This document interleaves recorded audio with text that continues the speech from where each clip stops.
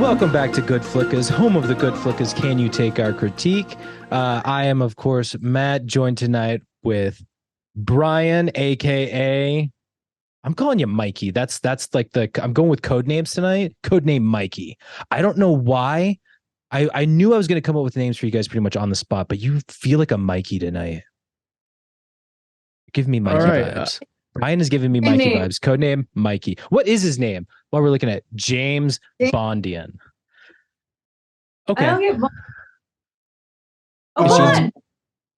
James Bond, but the Bondian, yeah. I don't know. It's the first thing that came in my mind. All right. I don't know how I feel about Mikey either. That's like one of the lamest code names I've ever heard. It's like you've never watched a spy movie in your life. Boris and Doris, and I'm lame with Mikey. Yeah. Yes. Fine, Mikey. What do you want your code name to be? I don't know. I'll have to think of it. I'll have to think of my screen name too. A lot of names that I need to think of now. Thanks. You're welcome.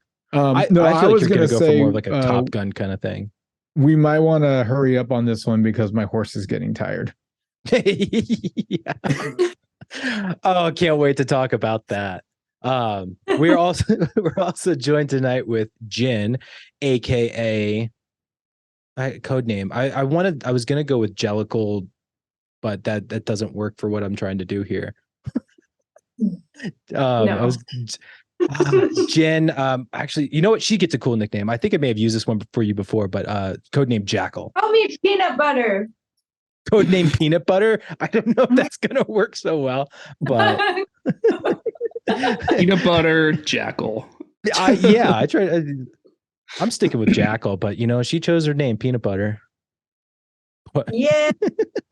Matt, you're really nailing this. I never nailed this, but you know what? I'm going to keep doing it until I feel more comfortable and actually start nailing it. So you guys have to suffer through. Sorry, not sorry.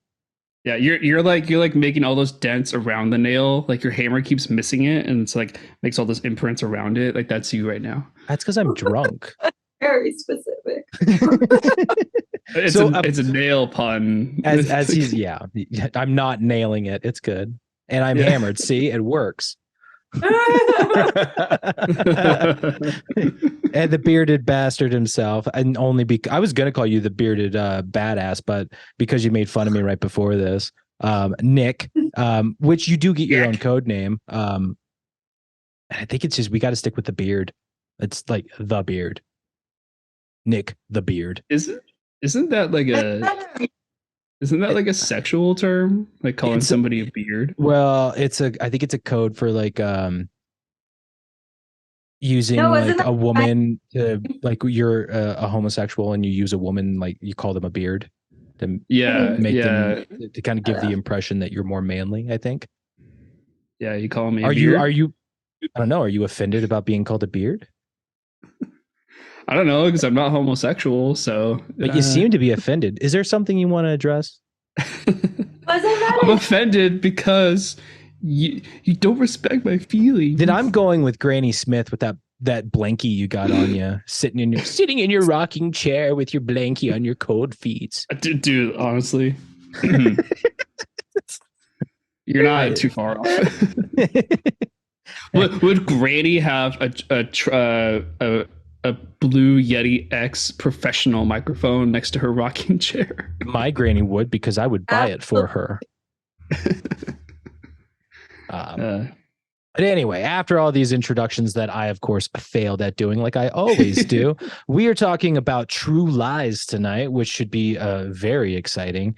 And I was going to say, I can't remember who this is. And then I remembered who's in this damn movie. So, Nick, tell us why you picked this movie. And I swear to God, it better be more than it's freaking Arnold Schwarzenegger. You know why? The fact that I appreciate the fact that you're on this Arnold kick of like trying to get through his movies. I can respect that. But the fact that is your only motivation for like, yeah, it's just Arnold. Like, why did you pick this movie of all of the Arnold movies that are available that we have not seen yet? Why this one? Because it was the first one that popped up. I see. I'm gonna jump through this. I'm gonna jump through this screen, sucker punch you in the face, and walk away proudly. To be fair, that's normally my answer. It chose me. I didn't choose it. Yeah.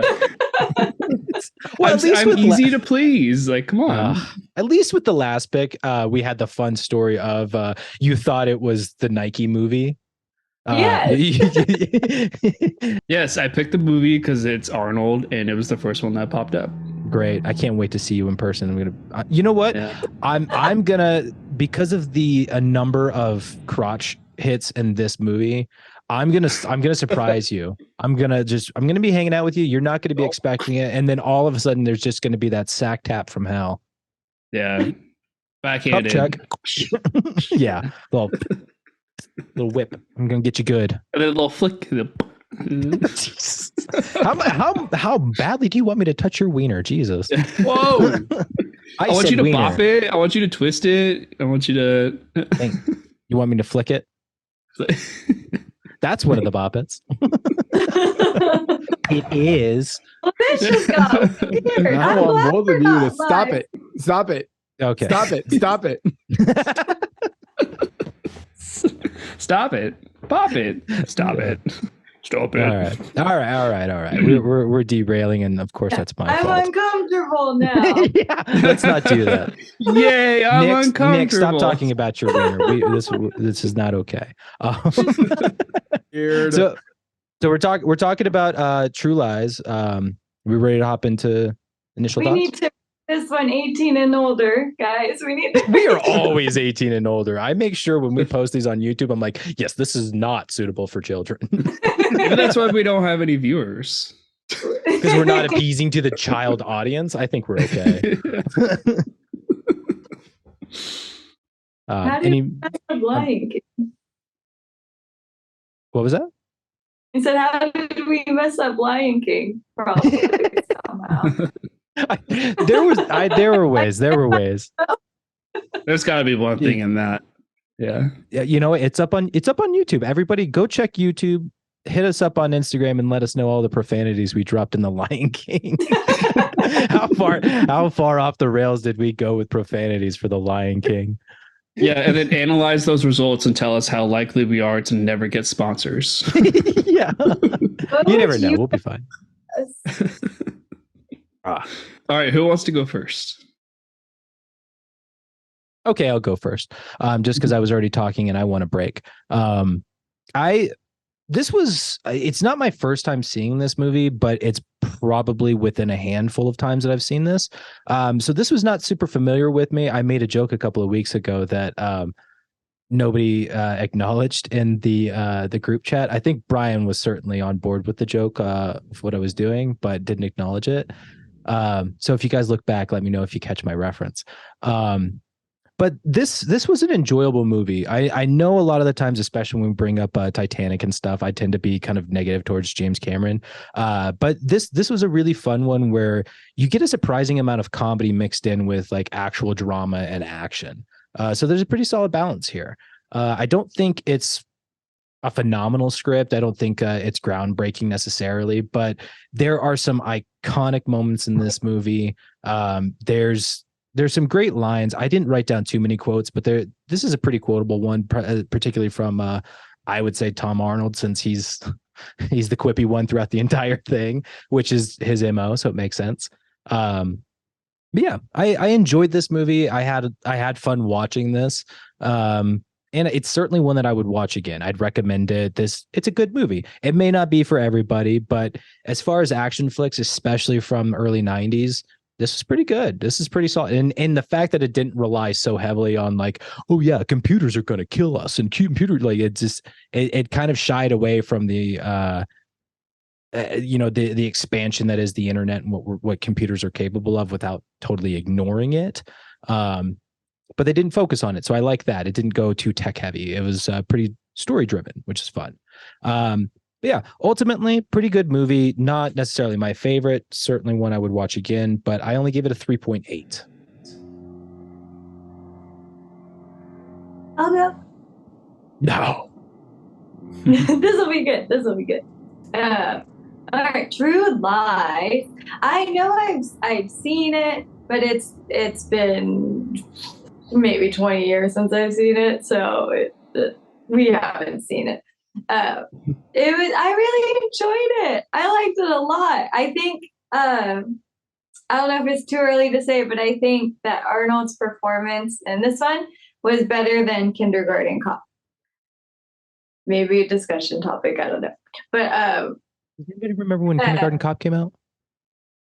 I want to say it was the same year, right? Same year? 92. Oh, actually, I think you're right. I think we did bring this up. I'll look it up. I'll look it up. Sorry.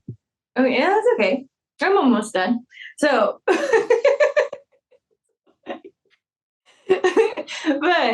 I really liked it. It was fun, and I gave it a 10 out of 10. I feel like we haven't gotten a solid 10 out of 10 from you for a while. That's great. I'm surprised at this movie. I don't know what I loved it. I thought it was great. Nice. So Kindergarten Cop was 1990. So was it 4 years before this? So okay. His acting certainly has improved, though. It has, yeah. All right. So True Lies, definitely a movie that I've seen plenty of times. However, it's probably the first time I've seen it as an adult, because I just remember watching it as a kid or a teenager or whatever, Options were limited back then. You remember those days. You need that extensive library, I'm telling you. Yeah. But yeah, True Lies, the movie with 4 endings. It's You're not wrong.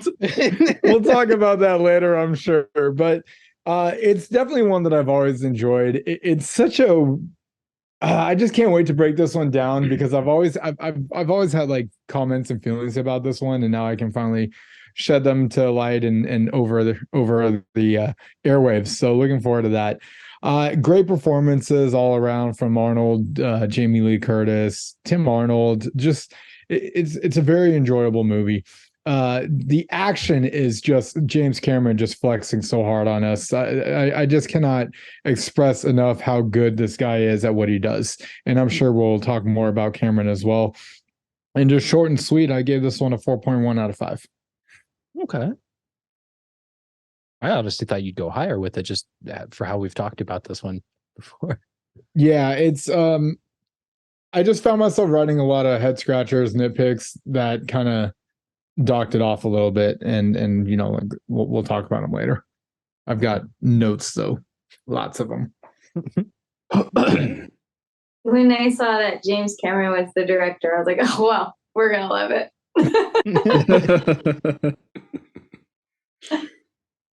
Cool. Yeah, I'm liking what I'm hearing. It's overall mostly positive. Yeah, so I like that. Yeah, so I've never seen this movie before. It's the first watch for me. And when I saw that it was Arnold Schwarzenegger and Jamie Lee Curtis, I was like, this has to be good. Like, how can it not be good? And then I saw it was directed by James Cameron. I was like, oh, like you hear like Titanic and Avatar, like those movies, but then I'm like Arnold and James Cameron. It just like the two never. Like I never heard the two names in the same sentence before. So I had really high hopes for this movie, and it didn't disappoint. It's super fun. It's action packed. It's got a lot of comedy. It's got it's like a train that just keeps going. Like it's one thing after another after another. I do think that like there's like some lull in like the middle of the story where it gets a little confusing, like what's the next step in the mission, but it does tie everything together pretty well, and then just a really good finish. But yeah, I think the acting was good. I think the casting was great. Not like super groundbreaking writing, kind of like what Matt said earlier. Like nothing that's really like deep and meaningful, but still a lot of fun. I give it a 4.7 out of 5. Oh, big praise. Yeah. Okay. I think that's the first you and Matt have ever been in a reading. Yeah. You You I was a did little it. surprised. I was a little surprised by that 3.8. You I don't know. guys did it. Like the way you were describing it, I was like, oh, like that's at least a 4. But then you said 3.8, and I was like, oh, okay. I've been trying to be more critical with my rankings. I feel like a lot of the times I'm like, yeah, I really like this 4, and then I like figure out if it goes up or down from there. But this one, I when I finished it, it felt like a strong 3.8. So sticking with my gut. Yeah. Wow, but really, we're almost like a full point away. That's crazy. Yeah, it's wild. This is what Hey, happens when you stay away for so long. We lose our senses, our vibes. We need our link back. Yeah. This is our link. All right. Yeah. I mean, positive results from everybody. So hopefully that means we have a very fun, energetic, and interesting conversation tonight. But one of my favorite segments that we get into is now our wrap into our fun facts. So I'm going to keep a mouth shut and wait for my insult to be thrown my way and just be impressed. You're actually off the hook tonight, Matt. Son of a bitch. I'm not trying hard enough then. Yeah, I decided to switch things up a little bit. Mm-hmm. Stupid. Keep insulting me. You should always be making fun of me. I do think that's like a little... I'll note it for next time. I'll insult you next week. It's just a fun little thing for me of like being surprised with like what little quippy thing do you say to insult me for the week. It's always fun. Noted. All right. I'm back rapping fun facts. We've got a film with a lot of action featuring the Arnold and a Jamie Lee Curtis gets startled acting. Film is called True Lies. It's about a spy living double lives, and he has a wife who isn't doing right by his side all the time. Directed by the JC, bringing the heat. Better turn on your AC. There's a sexy dance by the JLC. I'm muted. Yeah, nice. good. That was good. That's good. That was good.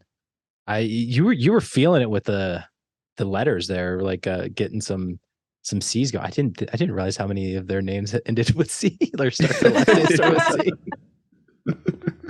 C. Yeah, I kept it. I decided to kind of like put a little bit more about the movie itself. That's what I noticed. I love it. Yeah, it's a little bit cleaner and simple, and that's what I did on mine. I know. Maybe I took some inspiration from you. I think you did. Because before I was like, this is the film. Matt's stupid. Brian's this. Let's get fun facts. Good times. Yeah, it was the wild, wild west of writing fun fact songs. I'm loving it, man. Keep that going. Yeah. All right. So True Lies comes out 1994. Man, what a year for movies. Directed by the none other James Cameron. Yeah. Big fan. I mean, Of one of his movies.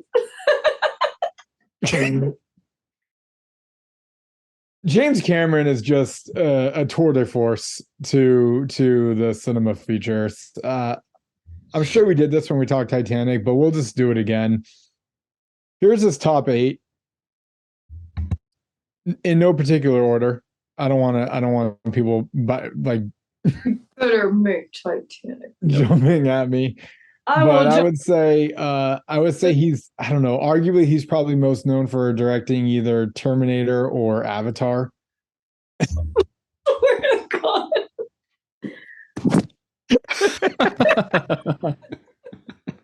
Jen has left the chat. No, obviously he's most known for Titanic, but there's also Avatar, Terminator, Aliens, Terminator 2, Judgment Day, True Lies, The Abyss. I mean, man, the things, the projects that he's put himself in and just the movies that he's given us are just, it's unreal. Just what a man with talent. That's all I have to say on that. I totally forgot he did Terminator. That's crazy. Yeah, he did both and Terminator 2 Judgment Day. Yeah. And I- Aliens. I mean, just breaking haven't the seen- ceiling here on what's possible. All right, so the cast, obviously, your lead is going to be Arnold Schwarzenegger, who plays Harry, Jamie Lee Curtis, who plays Helen, Tom Arnold, who plays Albert Gibson, and then you got a couple of ones that hang out for a little bit, like Bill Paxton, every now and then, if you can even recognize them. I barely recognize them. I'm sorry. I'm like, oh crap, that is Bill. Who is he? He's the Simon. salesman, the car salesman. Yeah. Oh, Oh, that guy. Yeah. Yeah. And then I would say the other two to mention would be Tia Carrere, who plays Juno, and then Yes. Art Malik, who is Aziz. yeah, she looked really familiar. Who? Juno. Juno Yeah. Skinner. What a name. Yeah, did anyone have any actor spotlights or anything that they like to mention? Of the two that you just mentioned, Tia Carrera, I got to give a huge shout out to her because the one movie I immediately associate her with is Wayne's World. Yeah. So I mean, she came on screen. I was like, she will be mine.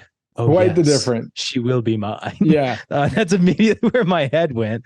So yeah, it was kind of cool seeing her as a villain. Art Malik or Malik, he, like you said, Jen, he looks super familiar. I cannot. I'm trying to go through his stuff now to figure out what I really know him from, but I'm gonna give up for a sec because I think he shows up in a lot of stuff, and I think that he's a really good villain is the problem. But the other guy I wanted to shout out is Marshall Manesh, also known as Rajesh from Ranjit from How I Met Your Mother. The cab driver. I know he plays just kind of like a small bit role, but I saw he was on the credits, and I was like, oh hell yeah, I gotta shout him out. Like it's Ranjit. I didn't even notice him. I said, I don't know if he's a recognizable character or not, but the fact that he's on this, got to give him a shout out. The other name that I have to throw out is, and I never say her last name right, Eliza Dushku. She plays Dana, which I did not recognize her, and it was driving me nuts because I was like, why does she look so familiar? Finally figure out who she is, and she's incredible. If you guys don't know her, she's been in things like Buffy, Bring It On, the original Bring It On. I think she was in Jay and Silent Bob Strike Back. I mean, she's been in so many things, and of course, the stuff that I've seen is like the sillier, campier shit that she's been a part of. Right. But she's an incredible actress as well, and I can't believe that she was actually 14 for this, and like she's in True Lies. I was not expecting to see her. So yeah, I am gonna look up Art. I want to say his name right, but Art Malik. I'm going with Malik. Art Malik. I'm going to figure out what we know him from, Jen. Jen was talking about Juno. He is Juno. Art is the actor. Oh wait, no, Juno was Tia Carrera. Yeah, Correct. sorry. Sorry. That's okay. Well, she was the voice of Nani in Lilo and Stitch. If I that don't helps, anything. You've seen Lilo and Stitch though, right? Like, no. Maybe you pick that for your next Disney movie. Should I leave them instead? I've never had a desire to see it. All right, I'll pick it. You don't have to pick it. I'm just being an ass. I'll think about it. Sorry, I think I just realized what I remember Art from. The movie screws me. Oh God, I need to prove it, but A Kid in King Arthur's Court. Kid in King Arthur's Court. Is he the bad guy? He is. He's Lord Belasco. Hell yeah. Sorry, have any of you guys seen A Kid in King Arthur's Court? Yeah, but not for a very, very, very long time. It just clicked with me. I was like, why? That's it. And the face clicked. Lord Dude, that's Belasco. a deep memory callback, man. Yeah. It's also got Daniel Craig in it, if anybody remembers. No. Yes. Okay. Sidestep to A Kid in King Arthur's Court. Another name. Kate Winslet sound familiar to you? Oh my God. Yeah. Those are some big names that you don't remember being in this movie. No, And they huge were. name. Yeah, it was before that they were really big. Although I think Kate Winslet had, I mean, she'd obviously done Titanic or no, she hadn't done Titanic by the time she does A Kid in King Arthur's Court. That's 2 years ahead of it. Wow. Okay, my tangent's over. If you want to get back to fun facts. Oh yeah, sure. Thanks, man. Thanks for going on that ride with me, guys. No, I mean the only thing is especially around this time, Jamie Lee Curtis had a little name called the Scream Queen, and I just love that they somehow found ways to keep it going for her on even in True Lies. So I was happy to see that. I'm sure there's going to be a lot more to talk about between Arnold and Jamie and all that. But all right, so moving forward, you have your reviews. We are giving this one a 4.4 out of 5 stars. Respectable. Letterbox is 3.6 out of 5. Oof. Ew. IMDb is 7.3 out of 10. And That's pretty Roger good. Ebert is 3 out of 4 stars. Okay. Okay. That's a pretty Roger, solid. one of quotes from Raj himself. On the basis of Raj. stunts, special effects, and pure action, it delivers sensationally. Damn, I missed the last bit. I'm not He going has to a- repeat it. He has a lot more to say in his review. It was a really fun review to read, but I just wanted to pull that quote from it. What, Jen? Oh, it's like, but what's the rest? No, that was it. Okay. Cliffhanger. Well, that was actually the ending to his review. So it was actually taken from context. Yeah, from content. Yeah, that Yeah, was from context. directly yeah. from Yeah. Roger Ebert's mouth. See, words are hard. I'm with you. Words are really hard. Just become Dane Cook and be like Roger Ebert's booth. Anyway. The budget was 115 million, 115. and worldwide gross was 387.8 million dollars. Those Not explosions too were worth shabby. Worth it. Yeah. I mean, that's the thing, though. At this point, even James Cameron has kind of proven it's like, hey, you give me the money, I'm going to produce. Yeah, 100%. Because I think Titanic was 200 million budget, right? I don't know, some stupid number. Pretty sure. Yeah, I want to say it was a 200 million budget. But the smartest thing that James Cameron does is like, it's not just about the money. It's if I can't make this movie the way that I want to make it, I'm not going to make it until Right. I can. So it's like you dropping $100 million in his lap is like, hey, make this movie. Okay. Yeah, I can do that. Yep. So God, your he nominees, doubles it. Good for him. there was an Oscar nominee. Yes, Jen? I feel like when it's Titanic related, I need to be the spokesperson. So it was $210 million for the budget. $210 million. Million. And as today, that's 337 million. Oh, so I was very close when I said 200 million. 210 million. Let's not tell us all this time this. Sorry. I mean, $10 million is pretty significant, but That's a whole other grand- movie. right? All right. So There you go. nominees, you have an Oscar nominee for Best Effects, Visual Effects. Okay. It did not win. I mean, that's not so surprising. What else came Or- out in 94 that would have Forrest won? Gump took it down. Oh, yeah. Oh. What took it down? Forrest Gump. Yeah. Oh, for special effects? Dude, Best the Effects, amount of Visual archive Effects. footage and stuff that they did for that movie Yeah, I mean, they have CGI him where he's in front of the president. multiple times, Yeah. getting Yeah. rid of Lieutenant Dan's legs. I mean, Right. like there's Mhm. lots of things that they had to do for that movie that are Yeah, Gary Sinise is no longer have both of his legs to walk on. Yeah, there were some tough moves there. I wonder how he wore the metal legs. Um, We did Forrest Gump, right? Yeah. Yeah. Yeah, that was Yeah. that was also my pick. Yeah. That So was my not- own pick beat out my own pick.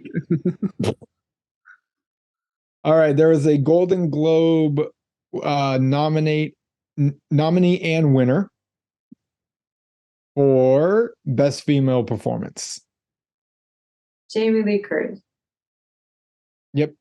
Yeah. And You we got all it. know why. She did a great job, you pervert. Because she hung on a helicopter. She did so much more. Oh yeah. She got into a fist fight in a car. Oh my god, that scene. Oof. She Yeah. was about ready to take out that glass in that interrogation room. We are still in fun facts. I'm just You saying. shut the fact up. I am defending the woman. Nice. Nice. Brian, make that a catchphrase for when any of us are like going too far. Back to fact up, yeah. Love it. All right. That was awesome. That was perfect. That was, oh my god. I love that it was used on Matt. That's the best part. You better fact up. So, True Lies is based on a French film comedy called La Totale. Today. Never have I heard of it nor seen it. So You It's said a just French what it's film. I'm based on. interested. all I know is the premise is the terrorists were trying to blow up a football stadium instead of the Florida Miami Keys. So, so quite the turn there. James Cameron's like a football stadium, huh? Okay. That's cute. That's adorable. I got that extra 10 million. All right. $200 million. This is incredible. Tom Arnold, you may not know, was once married to Roseanne Barr. Does everyone know Roseanne? Yes. Oh, I didn't know that. No. Okay. So during the time of their divorce, they were filming True Lies. So when you hear them talking about the ice tray and everything, that is an actual event that happened in Tom Arnold's life. Roseanne actually took the ice cube trays from the freezer. And Tom Arnold was basically just as they were filming True Lies, everyone was getting the behind the scenes of Tom Arnold's and Roseanne's divorce, and Cameron was just taking in like kids like on candy. He's just like, tell me more, because this is going in. Oh, that's sad. Go ahead, Nick. So when he says ditch the bitch, like that's real, huh? It's real. Yes. Yeah. Like He that's is certainly now I know better. where that inspiration came from. Yep. Oh, that's funny. Our friend Arnold, not Tom Arnold, Schwarzenegger, had a near fatal horse riding accident while on set. Oh my Okay. God. So as the story goes, there was a sound from a boomstick, and it scared the crap out of the horse while Arnold was on it. Oh. And this led the horse backing up to where he almost had like a 90-foot drop. And luckily, Arnold's backup stunt guy saw what was going on and in real life saved Arnold from falling. Oh my God. Yeah. That guy that saved his life. Like, whoo. I was like, wow, that's some true danger right there. Go ahead, Matt. Sorry, what did you say was that spooked the horse? I believe it's the boomstick or the boom mic. yeah. Okay, so if anybody has seen oh god, now I'm blanking on the name. But it's the Alien movie from oh god, a horror guy. I'm blanking on so hard right now. Is it Up? What the hell is the thing? It's Don't Look Up, or it's like it's with Leo. No, it's the same guy who did Jordan Peele. Jordan Peele did it. Oh. Nope, that's what it was. Nope. So like the starting thing for Nope was because their horse trainers was actually something like that. So I'm not surprised, but like that's very interesting to hear that it almost ended like it was almost a true tragedy, and they kind of reference certain things that can happen like that with animals on set. So it's like gotta be careful with that stuff. No, it truly almost ended Schwarzenegger's life. Yeah. Wow. That was also the last movie, Matt, you and I watched in theaters, I think, was Nope. Did we see that together? Yeah, we did. Yeah. That was a good movie. It was like over a year ago. Yeah. That's a really good movie. But you remember that, right? Like that was the whole thing of at the beginning, the horse. They had like the green screen behind that horse, right? Well, it was that, but it was because they had it was like a mirrored ball that they were using for the camera, but because the horse could see its own like face looking back at it, there's lots of reasons for why it would spook the horse kind of thing, but you know, like that's what it is you don't necessarily know what it is that could set off an animal, but it's like, you know, it's a boom mic is this thing that's now coming down at them. It's like, what the fuck is that? Like it's terrifying stuff, and it's normal for us, but if you're not aware of that, like you can really scare and cause serious damage to the animals and people. Like it's a big thing to be looking out for. Let's protect our animals on set. Brian, I have a question for you. You said that there was like a 90-foot drop. Was that when they were on top of the Marriott hotel? No, because they weren't actually on the Marriott hotel. What? They lied to us? I need more fun facts about this. Sorry, movie magic. All right. No, they at least have a net or anything. What they did under is there? they built an exact replica of a Marriott top, and basically green screened, and so the drop was like maybe 5-10 feet. Actually, it had to be tall enough for Arnold. So yeah, probably like 10 feet or so. But it wasn't the actual. What was the 90-foot? I don't know. I don't know what the hell they were doing. If they were near a cliff or what it was, I have no clue. They didn't go into a lot of details there. I wonder if it was other people say that there was 30 feet, but then you read other things and it's like 90 feet. I'm like, well, okay, nobody knows. I'm just gonna call it 90 because it sounds more dangerous. I just hope that they didn't actually take that damn horse to the freaking top floor of a hotel. Yeah, that I don't know either. But it wasn't an elevator, apparently. Which kudos to that. Like you got a freaking horse to ride an elevator. Oh, an animal there. That's a fun fact.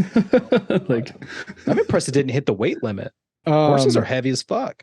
Yeah. Does anyone want to take a guess as to what the hardest stunt for Arnold was? I have an idea because I was super impressed by it. Hardest being in that freaking cold water.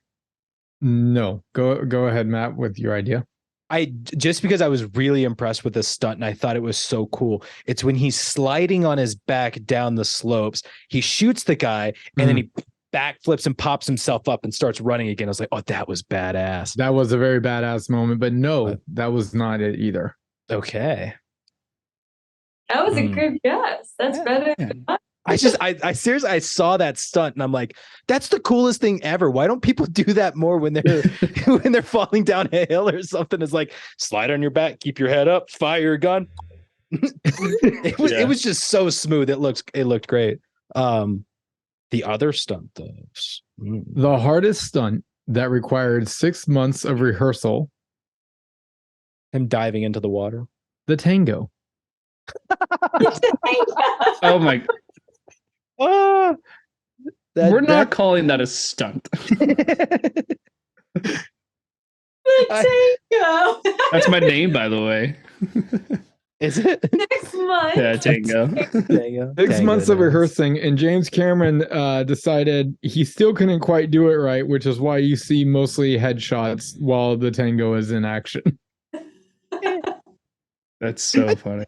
Well, you know what? Kudos for choreography, camera work, and editing because it looks good. It does. It does look good.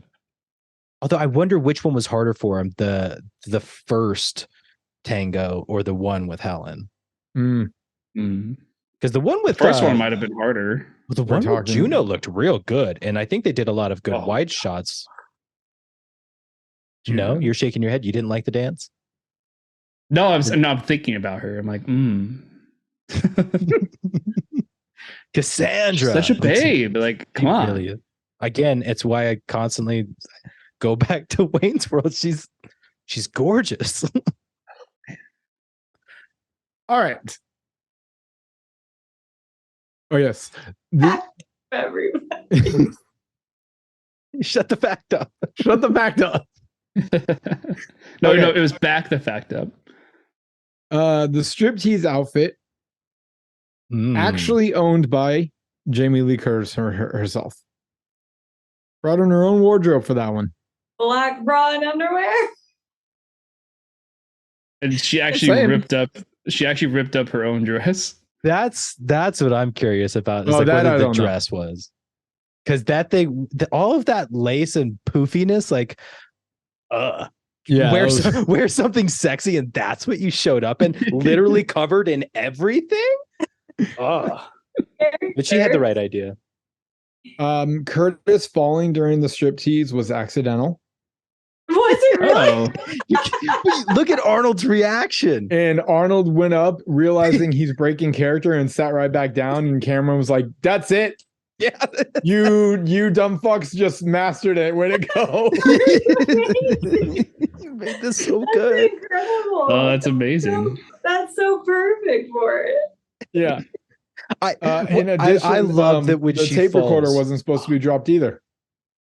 Really? What? And Cameron's like, everyone's just fucking up left and right and making my movie beautiful.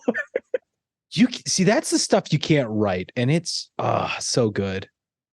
Wait, Brian, I didn't catch the one you just said. The tape recorder. He wasn't supposed to drop it. No, you said something else wasn't supposed to be dropped. Or was that the only thing you said? That was just a tape Oh, recorder. okay. Jamie Lee Curtis and the tape recorder. Yeah, they should have not been dropped. Yeah. Those were such perfect like character moments, though. Too. We're not talking about them I yet. know, but like the fact that those were just genuine. This is why I hate actor moments. fun facts that lead to scenes, because it's almost impossible. But I'm talking about the fun fact. I'm not talking about the scene. The fact that these were just genuine moments of them as actors. Like, Yes. you can't write that stuff. No, you and can't. And it makes the scene. Honestly, I think it makes the scene. Well, like- it's just pure actuality, right? Yeah, It's- it feels like an actual husband and wife are in this moment. yeah. Because it's. I don't know if anybody else can attest to this, but in sexual moments, it's not always the most romantic thing, and sometimes silly things happen. Right. So try to stay sexy and keep it up. Stay sexy. And Be sexy, literally keep keep it up, or It was meant both ways. yeah, okay. James Cameron is the voice that says, "Yeah, she's got her head in his lap." Yahoo. Did anyone from know the that? helicopter? I wouldn't. Yep, His that's cameos are sneaky. that's actually his voice. His cameos no are idea. sneaky. He is sneaky. Tom Arnold and Schwarzenegger share the same chemistry both off screen and on screen. Contempt. So they just became really, really good friends and got along so well. And you could tell like their chemistry is just on fire. Additionally, Tom Arnold only auditioned for True Lies just so he can meet Arnold Schwarzenegger and James Cameron. Of course. There was no other reason that he auditioned. I mean, Curtis refused to use a stunt double for dangling off a helicopter over the ocean scene. Wanted to do it herself. Mm. they did that. That They was actually did it. Yes. no. No. Crazy. That's Hey, where 10 million going to. I bet the insurance for this movie was insane. Yeah. If Tom Cruise can hang on an airplane as it takes off, Jamie Lee Curtis can hang above a helicopter or hang below a helicopter. She was holding on to Arnold, who was on the helicopter. Yeah. She wasn't even on the helicopter. Right? I mean, in Yeah, retrospect, harness. hanging on to Arnold is like grabbing like a tree branch. So well, okay. Oh my god, that's wild. and to her, Arnold was like, "Can we get this dumbbell?" They had to have safety harnesses. Like they can't dangle a person without something that's like, oh, if we drop her, she's Right. gonna like. But still, I mean, like the fact that it is her that's doing that. That's strapped to the harness in the Badass. helicopter. So when she's screaming, that's probably legit. Like nobody Good would guess. be like, yay. Oh my God. All right. There were a couple of possible Helens. Would you Oh. like the list or would you like it one at a time? Well, even if it is the list, you say it one at a time. Well, no, but like, I mean, I just ramped through them, or do you just want me to go kind of slow? Take them slow. All right. Nice and slow. Let us No order. react to each name. No preferable order here, but Yeah. Jodie Foster.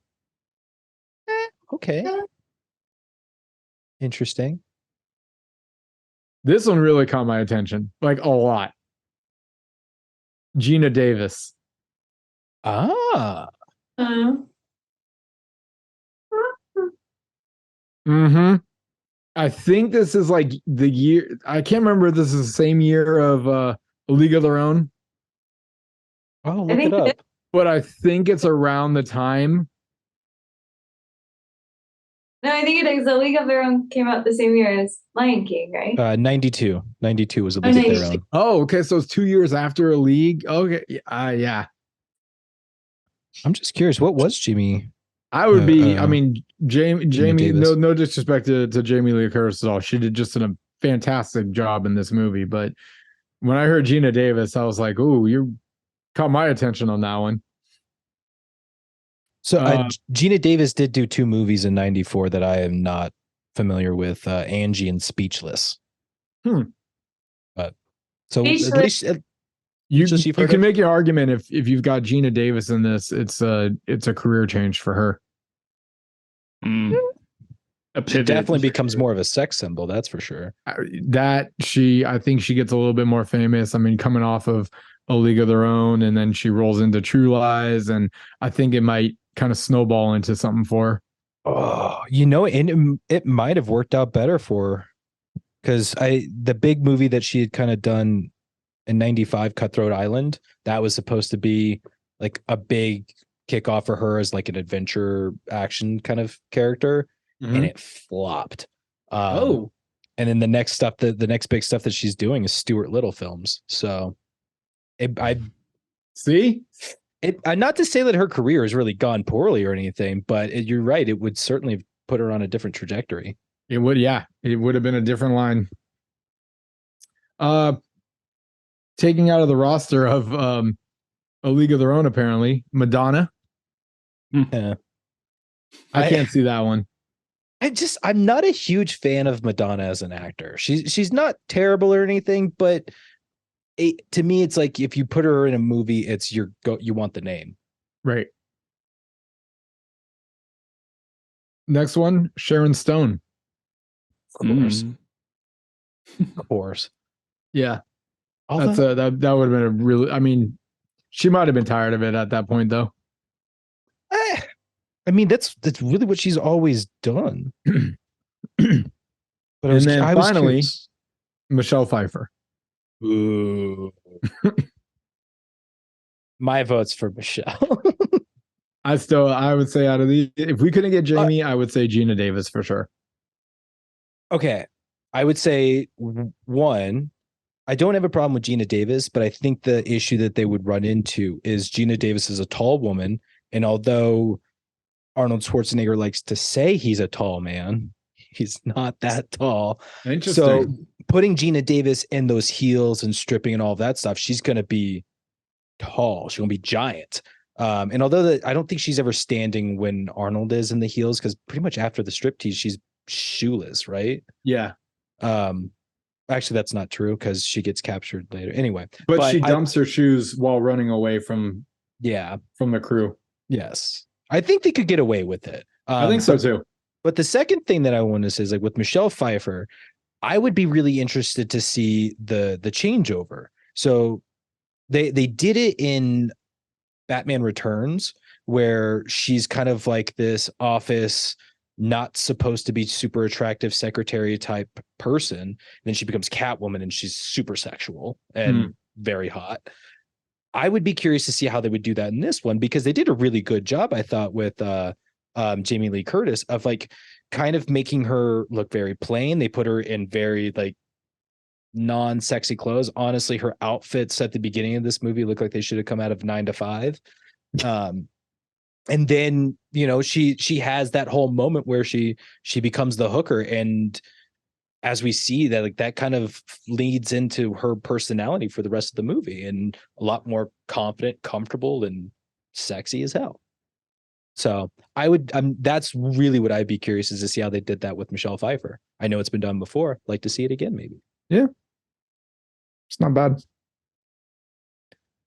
Actual military jets were rented out from the US government for $100,000. Oh my God. Each? Or 2,410 per hour. Oh my God. My God. Yeah. Wow. Per hour? God. Yeah. So the government didn't mind True Lies being made. Wow. Well, no wonder they rushed to get Arnold into that freaking jet once it landed. It's like, we gotta go. Get him in there, get it up, get it out. Was he actually in that? Yes. I'm sure he was, but they had to have somebody else pilot He him. spent hours and hours and hours and hours and hours to learn to fly one. No shit. Mm-hmm. Wow, Wait, really? okay. Really? I mean, the dude has a tank, so I'm not surprised. Fair enough. There was once talk of a sequel back in the That'd day, be fun. Back in the day. and the horse was actually 4 different horses with 4 different skill sets. Typical. They didn't go into details on what the skill sets were, but I would love to meet the horse that was skilled in elevator riding. Yeah. I was gonna say there had to be a horse, like his whole job is like, yeah, I'll be calm in a tight space. Yeah, yeah. Yeah. I'm sure one of the horses was also like one that could run on water, you know? A Jesus horse, if you will. Yeah, the Jesus. Nice.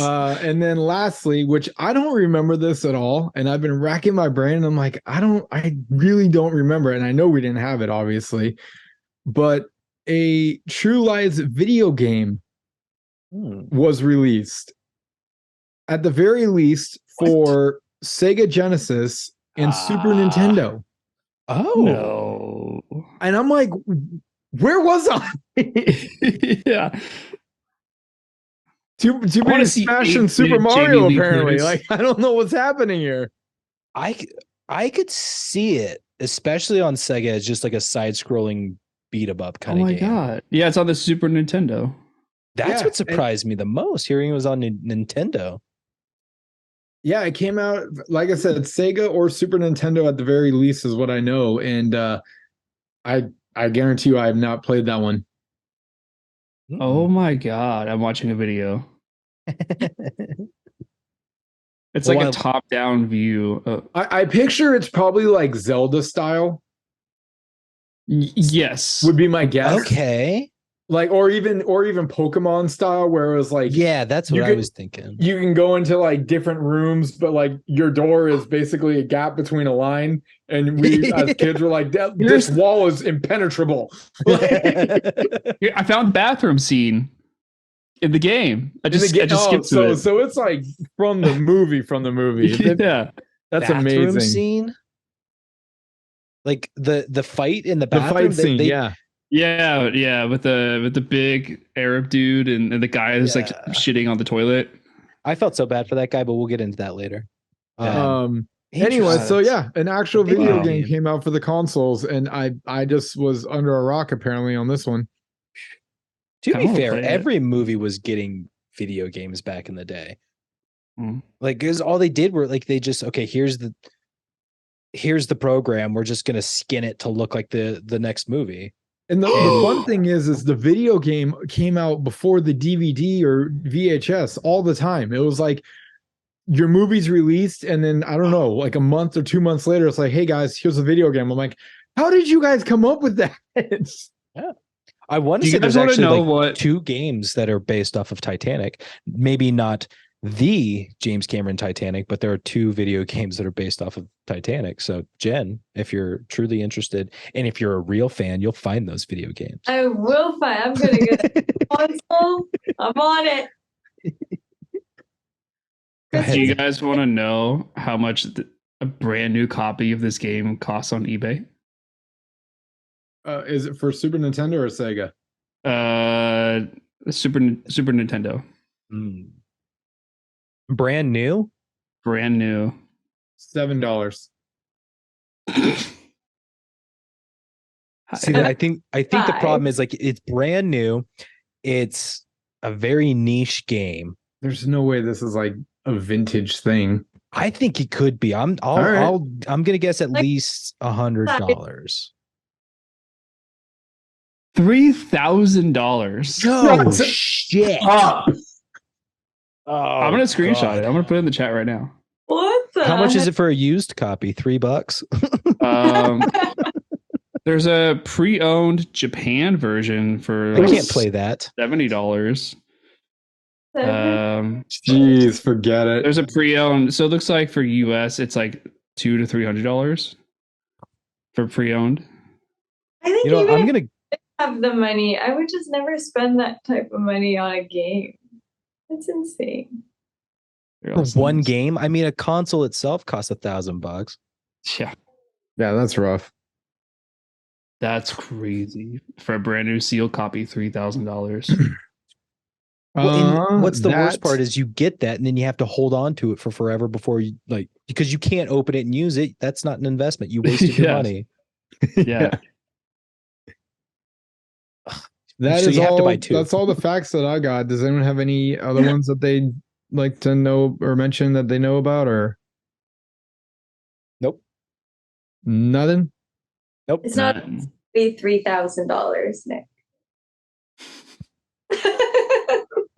That's what we're gonna do with our first paycheck from this show. We're gonna buy True Lies, the brand new version of it. You No, heard it we here won't. first. I just play on Twitch. There we you go. go. See, that's what we'll do. So, all Or right. we would like play the game while talking about the movie. Let's get our Kickstarter going now. Send us money so that we can buy the $3,000 True Lies video game and then watch us waste that money and play it on live on Twitch. Yeah, watch us open the box and let it degrade by $2,500 in 2 seconds. Oh God. We're really big thinkers here. I love it. We're really just trying to make money. That's I would. The sad thing is, I would totally do that if we had a Kickstarter that was dedicated to getting us money so that we could buy this game, play it, and stream it. Like, yeah, I'll do it. Give me the love money. It's so money, dumb. please. Yeah. Yeah, but that's it for fun facts. I think we're good. Take a little break and then come back in 5 to 10.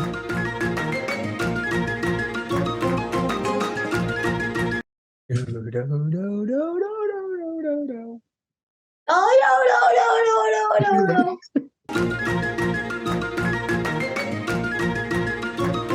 Welcome back to Good Flickas, home of the Good Flickas. We are talking about True Lies, and now is my favorite part of the show, where we talk about the very best part, the beginning, and what better place to start. Anything is at the very beginning, a very good place to start. We got a long way around to get there, but we got there. Wow.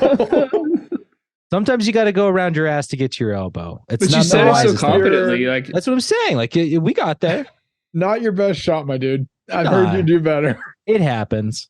But you know, every week is an adventure. Let's see how it goes. But yeah, so let's talk about I'm going to call it just the whole opening scene, since the credits are like stretched throughout all of it. But so whole opening scene, basically mission are they in Germany? Russia. Switzerland. Did it say it and I just totally missed it? Mm-hmm. Okay, Switzerland. Oh. Well, I was so confused because there's so many like dialects going on. The guards outside are speaking German. The guys inside are speaking Arabic. I'm like, I don't know what's happening here, but they're in a cold winter tundra doing something. They're So in gorgeous areas where they're at. Not that we got to see any of it. Although it was a pretty nice mansion. But yeah. You think? I mean, it was okay. All right. But yeah, let's talk about that whole scene. That it's a lot to unpack. My first thought though, and I'm going to hand it right over to you, Jen. Just my first thought was James Cameron really loves underwater stuff. He loves putting people in water. Go ahead, Jen. So I was gonna say, as soon as I saw those icy depths, I was like, "Yeah, this is a James Cameron movie." It's not James Cameron if there's no icebergs involved. I feel like it's kind of become his thing, right? Like this, I think this was probably practice.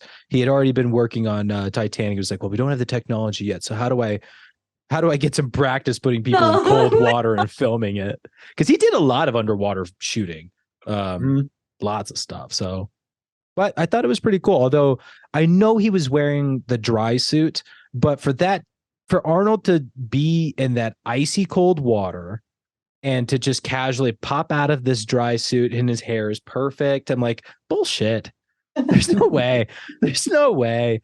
I'll believe it, but at the same time, like it's just I'm in disbelief. That was your disbelief? I mean, there's lots of things, but my disbelief was the size of Arnold coming out of the water or whatever he was in, and not one person noticed the giant penguin that just climbed a ladder. Billy, the guy across the way walking his dog. How did he? Like, so we're just gonna pretend he's not there. Okay, cool. They're okay as far as like the guards and everything. I have lots of complaints. They got freaking searchlights, and you're telling me you're not going to notice a guy breaking through the ice. You're not going to see this large black figure climbing up out of the water. And honestly, like the worst part of all of it is like when he gets into his party garb and strolls into the party, and he walks past like 6 guards and comes in through the kitchen, and at least one guy was suspicious, and you know, but at the same time, it's like I get that you have to get in, but this all feels really weird. I will say the knife looks, I don't know, it just looks so cool coming through the ice, like it like super shiny. I don't know, it's like just caught my attention. Good looking knife. It's a good looking knife. Honorable mention. You know, Arnold and Jamie were pretty good, but that knife really shined. Didn't I see you almost like that Psycho? knife was. I think I've seen this knife before. What was it? It's almost like that knife was a character. I just wanted to say, I just want to comment on Brian's the thought of him not getting seen. Like Matt, you mentioned the spotlights. I love when Harry was his name, Harry, when he comes out like of the water and you see three spotlights like doing like this, like perfectly around him. Like, what are the odds, you know? Yeah. It was like too good to be true. I honestly, because go ahead, Jen. I was going to say, so that's one of the things that I enjoyed about this movie is that like the scenes were so ridiculous and like too good to be true. But I mean, I think that's what a movie's all about. Now I might be on my own little island, but I think we're making things way too realistic in movies nowadays, where it's like we can't even tell if it's a movie or real life. And that's not fun. We don't go to the movies to go into life. We go to the movies to escape life for just a moment, just like when reading a book. So I like that it was so out there and unbelievable. I don't know. It made me enjoy it more. I agree. No, knowing we're finding out that this movie was based off of a comedy, an actual like comedy, makes perfect sense because there's so much of this, like you said, it's ridiculous. Right. It's really silly, but I do think that it works overall because James Cameron got a really good balance. I think he really did a good job of keeping it in that this is an American action film and giving you all the explosions and fight scenes and stuff that you could want, but giving you a solid story that's got good jokes and silly things that are thrown into it. I watched like silently the trailer and clips and stuff from what this movie was based on, and it's way sillier. But that being said, I saw multiple scenes where I'm like, oh, I know exactly what that is. So they even copied some things or referenced certain shots and scenes from the original into this. And I think some things, not this scene in particular, those comedy bits come through, but in this, like you're saying, for it needing to be a little bit silly and ridiculous for it to be plausible for this movie to take place, I think it absolutely works, especially that by the end of the scene, he's caught. Like he's lucky enough to remain faceless because he never turns around when he blows up the thing, so nobody actually sees what he looks like. But he's not out of there scot-free. He can't just casually walk away. He's chased. He has to shoot his way out. So it's like, okay, you got away with all of this silly stuff that you shouldn't have gotten away with. You got the mission done, but it was not a complete success. I'm okay with that. I can look past the ridiculous. How did you not get hit by that spotlight? How did this guard not see you? How did this dog not smell you? Like, how? Go ahead, Brian. I mean, since you're kind of on it, I will say I loved the sir, can I see your invitation? And he's like, here's my invitation, and just first explosion. It's like within 5 minutes of the movie, and we're off. I thought that was genius. For me, it's the anytime you see somebody place an explosive, it's like, okay, when is that going to go off? Right. And you knew he was doing it for a distraction. You knew he was going to blow it up at some point, and you never knew when it was going to be. There were multiple times where he's breaking into that place, trying to get into the room where, like, okay, now would be a good time to do it. Now would be a good time to do it. Like, draw everybody's attention to that spot while you're still inside, and then you can casually walk out the front door. Mm-hmm. But he saves it for like okay, I'm caught. Now we run and shoot out, which was really fun to see. Like a nighttime shootout in the woods of Switzerland. It looked really good. Especially because what was it? 4 dogs. Oh, okay. Oh. It was kind of What is James Cameron / Arnold Schwarzenegger's problem with dogs? This movie in particular, Arnold was not nice to dogs. He freaking claps their heads together. He drags that tiny little dog through the rain. Oh, yeah. I mean, he is so mean to dogs. The only animal he was nice to was the horse. I mean, was he? Because at one point, the horse said no. Thank God. I was like, oh my God, I cannot. I'm happy with jumping scenes right now because, one, what kind of fucking psycho takes a motorcycle up to the roof and then decides I'm jumping off of this? That's batshit on its own. But to take a horse up an elevator to the top floor, to the roof, and then to have the thought like, yeah, we can do this. Are you fucking nuts? Yeah. Like, oh God. Thank God that horse was like, you're joking. Like they don't pay me enough back at the police department to do shit like this. No good. No. Well, I'm a parade horse. Even Arnold, even Harry was like making fun of the horse at the end. Like, but you got hired for this? You're what do you say? Like, you're a bad actor, or like, what's your problem? Like, I couldn't tell if that was scripted or not. I don't remember him bad mouthing the horse. Oh yeah, you said what type of cop are you? Yeah. What type of cop are you? We had the bad guy. You just let him go.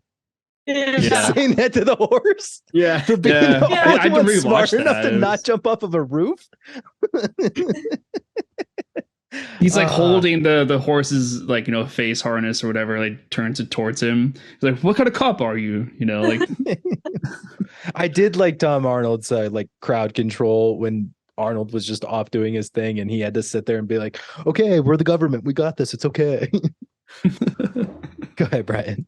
I mean, this whole scene is just fantastic, right? Like from like how it first starts is he's in pursuit and he, just happens to see a cop on a horse and just doesn't even show a badge. Just says federal cop in pursuit. I need your horse, and just rips him off the horse. And the cop's like, what? Yeah. And and we're off. And then we keep mentioning that this is an action comedy. And so the first thing that he says is, okay, make it quick. My horse is getting tired, as he's talking to Gibson. And he's like, your horse? And he's You say horse? He's like, okay, I guess we're doing this. And it's like, when you first watch this movie, there's no way you think that the horse chase is going to go where it goes. It's like, oh, they may be, rounding the streets of, I'm guessing, I think they're in Los Angeles. I'm pretty sure they're in LA at this time, if I remember. I couldn't tell. I felt like they had to be in Washington, like in DC. It was I thought they were in DC. Yeah. I forgot where they lived. If they lived in Los Angeles or if they lived in Washington, or it might have been Washington, actually. Because you see the Washington Monument. Right. Come to think about it. Yeah. I think it'd have to be Washington, because there's no way you can kidnap a child from LA and make it to the Florida Keys in time. Yeah. Good point. So, I mean, you just don't see the chase going this way. You think they're going to, round the Lincoln Memorial, maybe check out the Teddy Roosevelt Wall. But all of a sudden, it's like these guys just drove a motorcycle followed by a police horse in pursuit through a Marriott hotel. And you're just like, okay, we're really doing this. And it's like, well, where are they going to go? They're going to go like main lobby. It's like, no, they're going to find like the smallest corridors possible. They're going to go through the kitchen, because that's a good place for a horse to travel. They're going to have like, I love the band. The band is just going. They make it without skipping a beat when the motorcycle goes by, but the horse actually comes to a screeching halt. and then you get them like going through the water, which was like just a nice little heroic horse moment. And then of course we're gonna now enter the elevator, and here we are at the top. I'm just like, oh, Cameron, you just went balls to the wall on this one. And it's such a fun scene. It's always a really fun one to rewatch. And I mean, damn it if you're not entertained. How could you not be? Right? I just a couple things. I mean, I know you just kind of like summarized the whole scene, but I guess like a head scratcher I have is, how does that motorcycle not catch up to the horse like on the street side before the whole hotel chase? Like, was that horse really that fast? Like, no, the horse was chasing the motorcycle. I thought the terrorist guys were trying to get Arnold. No. Reverse. This was right after. Think about it. This was the bathroom fight, right? This is the chase right after it. The bathroom fight. So it's what was it? Aziz was the terrorist. Aziz. Yeah. So he escapes the bathroom, and that's where the chase begins. Oh, because he jumps off the hotel, or he rides the motorcycle off the hotel first, and then the horse comes up. Oh, okay, yeah, that makes sense. So here's my question on this one. And I know, like, Jen, you were talking about realism and everything, but sometimes my mind just goes into realistic stuff, so just don't hate me. How does Aziz get away still just because he drove the motorcycle to the top floor of a building?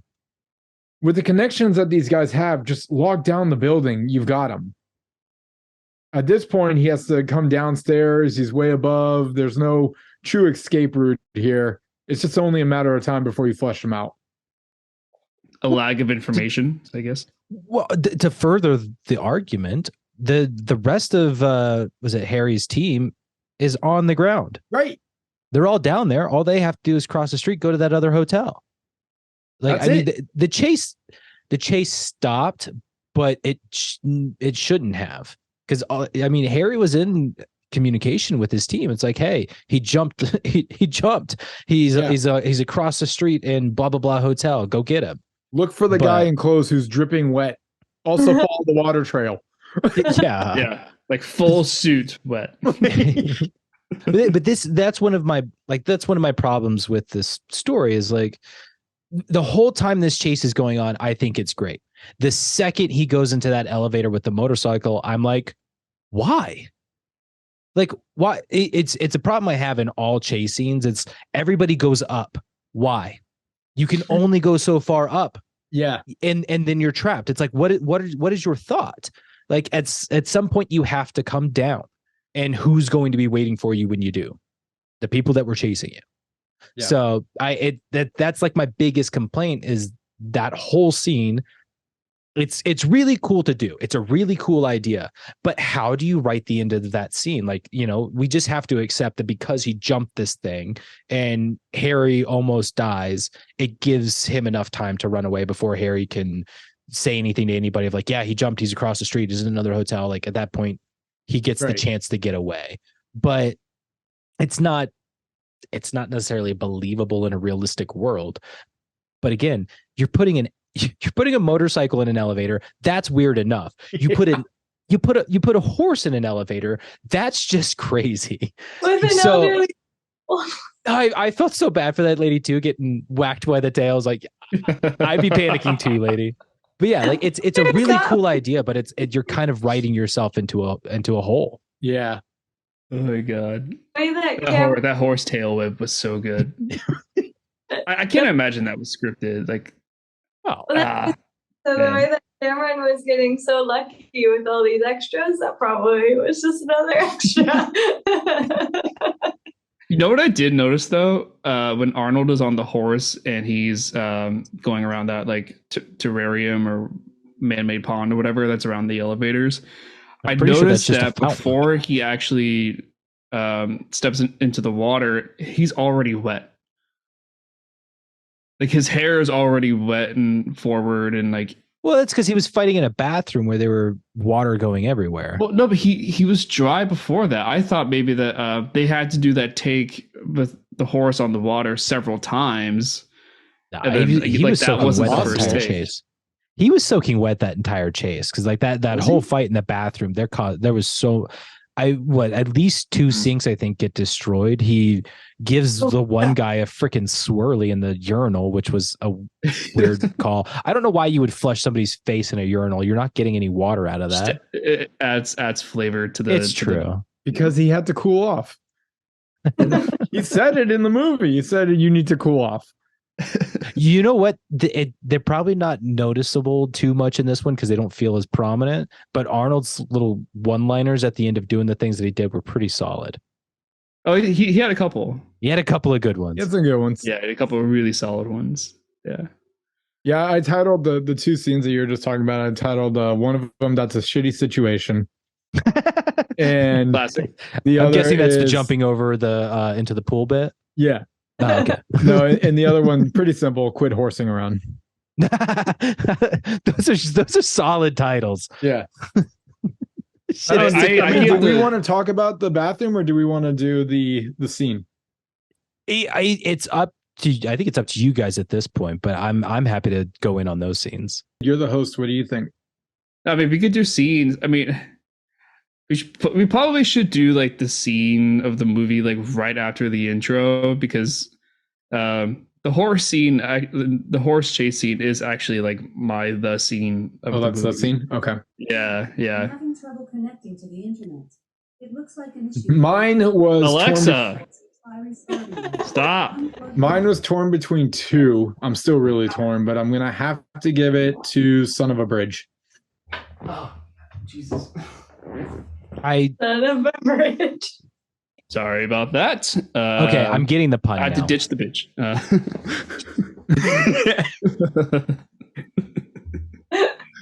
Ditch the bitch. Yeah. Like I said, it was between 2, but I really do think mine is Son of a Bridge. I don't know if you heard that, Nick. Son of a Bridge. Oh, that's okay. I'm assuming that's the bridge chase scene. They're talking about that one. Yeah, okay. That's a good title. I like it. My title is gonna need some description, I think, because I just nope. Mine's called Nope. Well, okay, so while you guys yours is called Nope. Yep. Wait, what? I'm guessing that's the horse. Nope. Would have been a good guess. Yeah. Okay. I don't have a good title for mine, but it's pretty obvious what it's going to be when I say what I am going to say, which I'm ashamed of. But yeah, I'm going with this title. Ooh, mommy. All right. I think I have titled that scene already for you. And Thank you.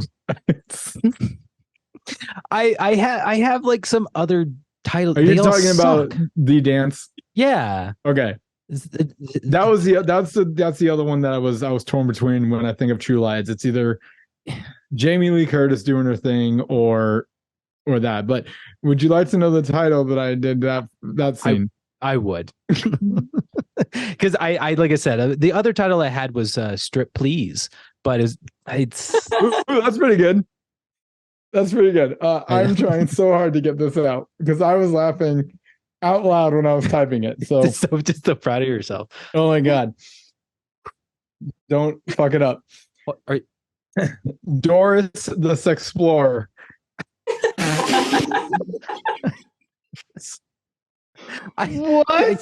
Doris the Sexplorer. Wow, it's a bit of a mouthful, but I like it. That is a mouthful. I do have Doris to ask, are you typing your notes now? You're out of the notebook? Yeah, I'm out of the notebook because I can now put them on Letterboxd. Oh, okay. That makes sense. I advertise us as well. So nice. It's like a virtual notebook now. Okay. Fair enough. I'm a hard copy kind of guy. So it's like when you had your notebook, I was like, that's a great thing. You should always have the notebook. Yeah. It would just be too much work to do the notebook and this. It's a lot of writing, and this is just easier. I feel you. Anyway. Doris the Sexplorer. Doris the Sexplorer. So we had Son of a Bridge, Doris the Sexplorer, Nope. What was yours, Nick? Did you have one for?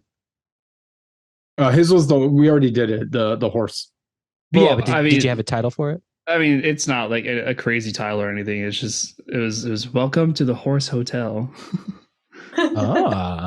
Like as if like the front desk greeting you when you walk in. Yeah. You know? The way that you said that reminded me of something. It felt like very like Tower of Terror, like a Hollywood hotel thing.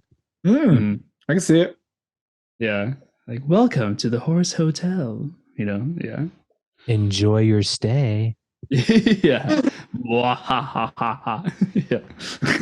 I guess I should have said enjoy your stay. Hey. Enjoy your stay. Getting into that would have it. been that's a great title. Enjoy your stay. That's good.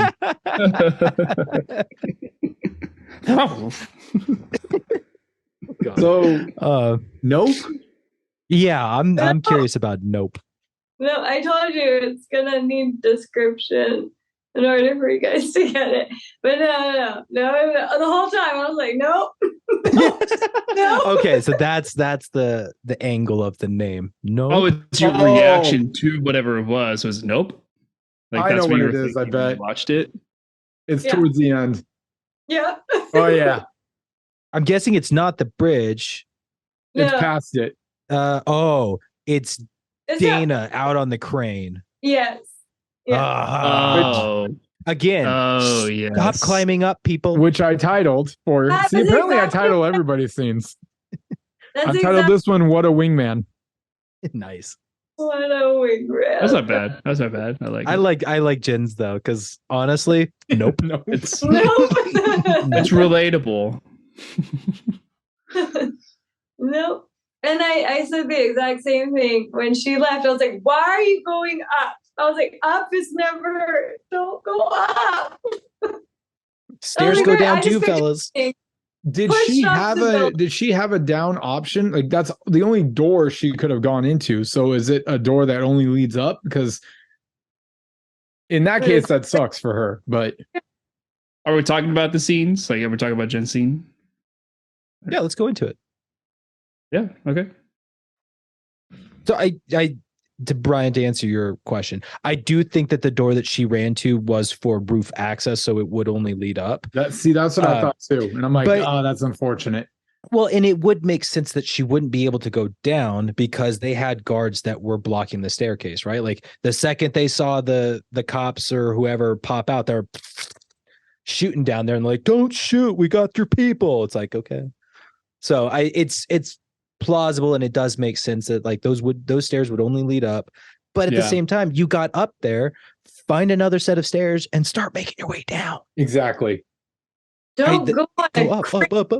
Well, where are you gonna go? Like she climbs all the way out to the end of it, and your gambit is don't kill me or I'll drop it. Okay. So I'll get to you, we'll get off, and then I'll kill you. Like what you're just delaying your death. So I don't get the plan. I don't know whose hand went up first. It was Jen. Well, before she even leaves, can we just talk about the idiot newscaster that wants to point out that the key is missing in the first place? I was like, guys. I was like, why would you be like, what key? It's like, shut up and just play along, you idiot. I would have thrown the key at that guy and be like, it's your problem now. That's actually a moment where I think like the comedy kind of shines through in this thing of like you've got your terrorists is dropping this big scary bomb to the news, and you've got your news anchor that's like, what key? Yeah, It's that key. There's no key. What? Who took my key? It felt like an Abbott and Costello bit waiting to happen. That's a good point. Well, it's like somebody just like messing with the others, like, what key? Like he has it behind his back the whole time, you know, like that sort of thing. Yeah. Which I thought would have been way funnier. But the crane part, the thing that really bugged me about this was how she kept calling for help. Like literally nobody can hear you, girl. The only person that can hear you is the one that's not going to help you. It's like, it was so irritating. It's like you chose to go up here. Like you can't expect somebody to help you at this point.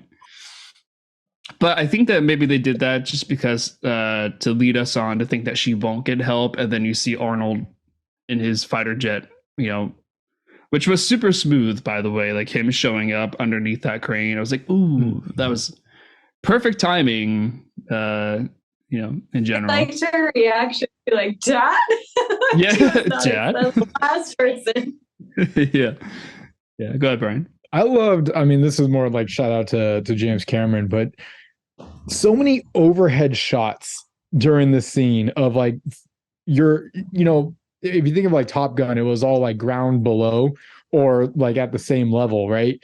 But Cameron was like, let's just put as many overhead shots as we can to where we're looking down on the aircraft. And I was like, God, that's such a sick move. Like it just shows the ground below. It just makes the scene just so much more intense.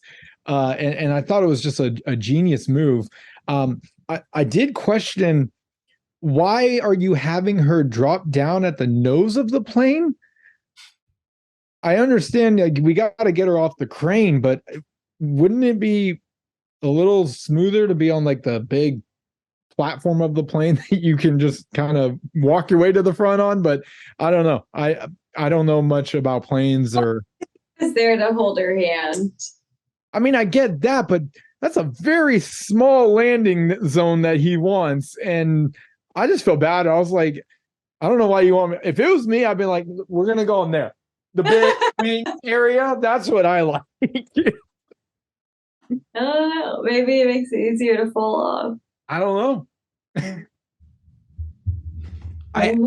I do think his plan was to just have her land in the cockpit with him, right? Like it's drop down, I'll catch you, you'll be fine. Rather than, I mean, this, we got to remember, this is a 14-year-old girl who's apparently brave enough to climb out onto a crane with no further plan, but not brave enough to drop down into a jet. But I will also make the argument that Arnold made some questionable decisions when dealing with his family in these situations. Like I know I'm jumping back a little bit to the bridge, which we'll get into later. But when, you know, trying to get Jamie Lee Curtis to grab his hand. It's like, come on, you can do it. It's like, it's not up to her, dude. You are at the height. I can't reach any further than I can reach. Like what do you expect? Yeah. So like there's little moments like that in this one too, where it's like, come on, jump down, jump down. It's like, the fuck do you think I am? I'm not an action hero. I'm not a freaking spy. You want me to just drop down into a jet that suddenly showed up? I'm happy to see you, Dad, but what the fuck? Yeah. That should be the title of that scene. Happy to see you, Dad, but what the fuck? Oh, man, I did like that they actually had some really cool action. Like once she does fall, though. I mean, dude falls onto the jet. They have whole bit there. Like, I mean, like there's the fact that they kept the intensity up, even to the point where like, okay, we're on the jet. We should be escaping now. Okay, we can't escape. Like they did a really good job of that kind of stuff. So I think like where the problem with the motorcycle jumping across, and it's like, okay, well, you still should have been caught. This was a great example of like, you're doing a really cool, crazy batshit thing, but you've written your way out of it. Like that is one of the luckiest bad guys I've ever seen. His gun randomly hooks onto the jet. Well, that's lucky for you. He gets thrown back, and even if he were to fall off the tail of that thing, he had enough time to jump back onto it. The unfortunate part of racking his nuts on the fin, I'm sure that hurt like a mofo. But which, by the way, I know I mentioned it earlier, the amount of times that crotch shots happened in this movie was hilarious, and they were fun each time. But this guy gets tossed around. He gets his ass kicked by Arnold Schwarzenegger, gets thrown to the back of this jet, hits his nuts on it, stumbles upon his gun, and then gets tossed off of this jet only to be caught by a freaking rocket. Like, wow, could things get any better for you? And then he has that realization, you're on a rocket. I can hit that. What a freaking shot too. Like to shoot through a building that he just shot a hole in. The like, greatest way to kill a villain. So cool. It's up there. So cool. He's strapped to a missile, and they shoot it through a one blown out floor of a building. Yeah. I'm like, it doesn't get any more badass than that, Cameron. Like, what are you doing to me right now? Yeah. And hits the helicopter with his friends or whatever. Exactly. It's just the greatest villain kill. It's up there, man. It is so good.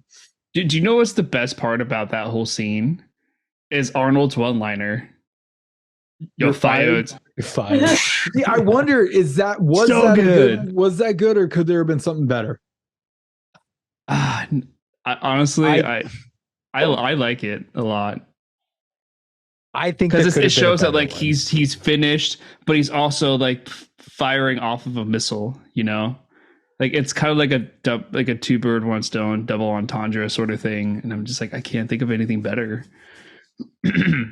I was ultimately a little disappointed in it, just because like the "you're fired" reference, the pun works for like I'm firing the missile, but the phrase "you're fired" always kind of has that like job representation around it of like, you know, oh, you have a job, now you're fired. Mm-hmm. So like that's why it doesn't really work for me so much. It's not that it doesn't make sense, but I think there could have been a more appropriate thing for the moment. Off the top of my head, I got nothing. So like this is me just being maybe optimistic and being, I'll sit in the writing room for 2 days trying to figure this out. But maybe like you're smoked. You're smoked. Like I said, 2 days. Give me 2 days. Yeah, I don't know. Give me 2 days. I'll figure out something. I really liked it. I give it like an 8 out of 10 for a one-liner. You know, it's not perfect. It's definitely not like as good as, oh, he's dead tired, or, you know, like that's one of my favorites. The he's dead tired line. And the invitation one, like that's like a 9 out of 10. Like here's your invitation, boom. Yeah. Like that is excellent. Love that one. I'm still disappointed in the one-liner he gave in Conan when he takes that guy's outfit and like knocks him out behind the rock. Do you remember that? No, what does he say again? It's so stupid. It was so dumb. It was because it was the like, priest or whatever. Yeah, he was like, how about that or something? I don't know. It's like what do you say? I don't remember. I don't remember because it was so stupid. That's Yeah. It's an action movie trope I'm just not a fan of in general. Anytime you have these, you have to have this last word thing, and it's got to be a cool thing to say. It's like, can't it just be awesome what you did and just leave it at that? no. I feel like it's things like Die Hard that kind of like really kicked off this whole you got to say something cool after killing somebody. Because I mean, yippee ki yay, motherfucker! All right, It's so good, I but think I it just makes got sense because one. it's brought up earlier in the movie. This Yeah. didn't it needed some sort of reference. Because of the fact that it's an action comedy. They might have been able to get away with something like he looks down and he's like, I'm pretty hungry. It must be launch time. Okay, see, that's not good. so bad. That's it's not not so so bad. For an action comedy, I think it could work. Yeah, It's launch time. kicking your ass is making me pretty hungry. Yeah, it's so launch something time. along those lines. Like do a play on launch with lunch. But the trick is like it's the only reason that one probably won't work so well is because you have to preface it with another sentence. Right. And you want it to be a quick one-liner of a few words. You're fired. You know? That's Yeah. the real challenge. He pulls out, like, while he's in the cockpit of the plane, he pulls out a sandwich. Like, Why just there that's a little too far, but that would have been great. What like did they have any moments when he was captured?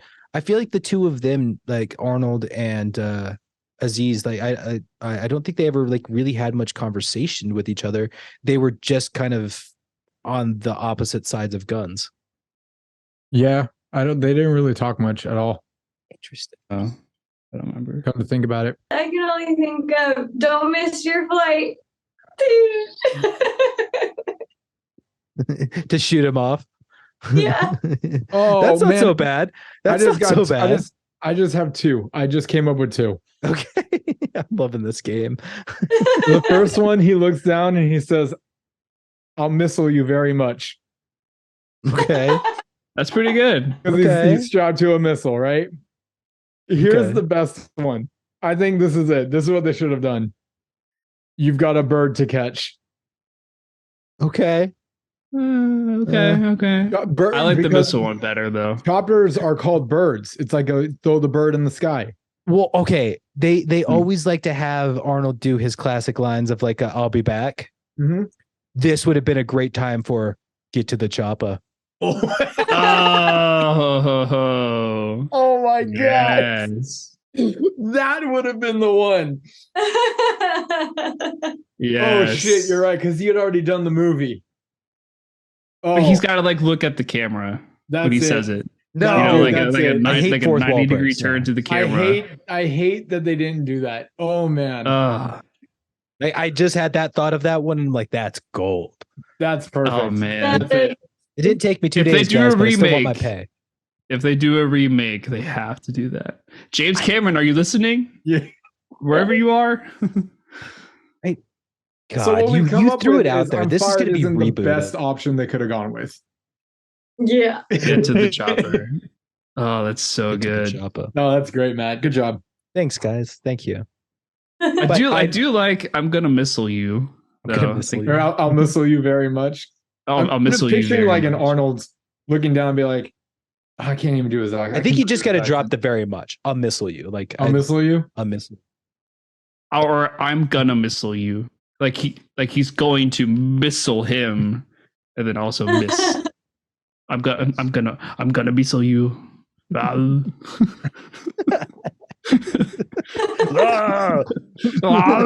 I'm going to missile you. Get to the chopper. Wow.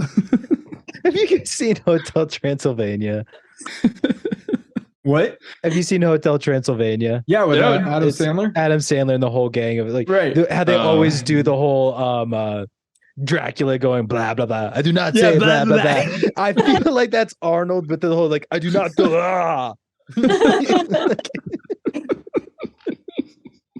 I can just Oh, see shit. him having that conversation of like somebody's telling him what like how the script is going and, like, and you know you scream he's like I do not go I do not say It is collateral damage. He is dead tired. You're pissing me off. I'll be back. Walks away. Oh man. Okay, Good so stuff. that was Nope. Yeah. 45 minutes later. It was a good chat though. I love that it like we were so far into the thing though. We like expanded that scene. We talked about it and talked more. Yeah. I loved it. Although I do think that it's time we move to a different scene, yeah? Yeah. So we had Son of a Bridge. I don't think we need to dwell on my scene too much. We've already talked about it quite a bit, and I think we all know why I can't get it out of my head when I hear True Lies. I mean, yeah. Because he loves the tape recorder. Yeah, exactly. Like, how could he be such an idiot? I mean, I just remember when I was for your scene, Matt, when I was a kid, this was like one of the first movies where I'm like, oh, women are sexy. Okay. I didn't know that. Like it was like my first introduction to the adult lifestyle. Like, you know, it's a scene. Yeah. As you bring that up, I think it might have been the start of my realizing, women tearing their clothes and making them more revealing is really sexy. Right. Yeah. Cooties are out the window. I'm okay with cooties. I'll take I think all for her me it was cooties. Roger Rabbit. I think that was the movie. What? The cartoon babe, all right. Jessica Okay. Rabbit with that Like that animated leg stepping out of the curtain. Oh my god. All right. Like A Whisper Away makes a lot more sense now.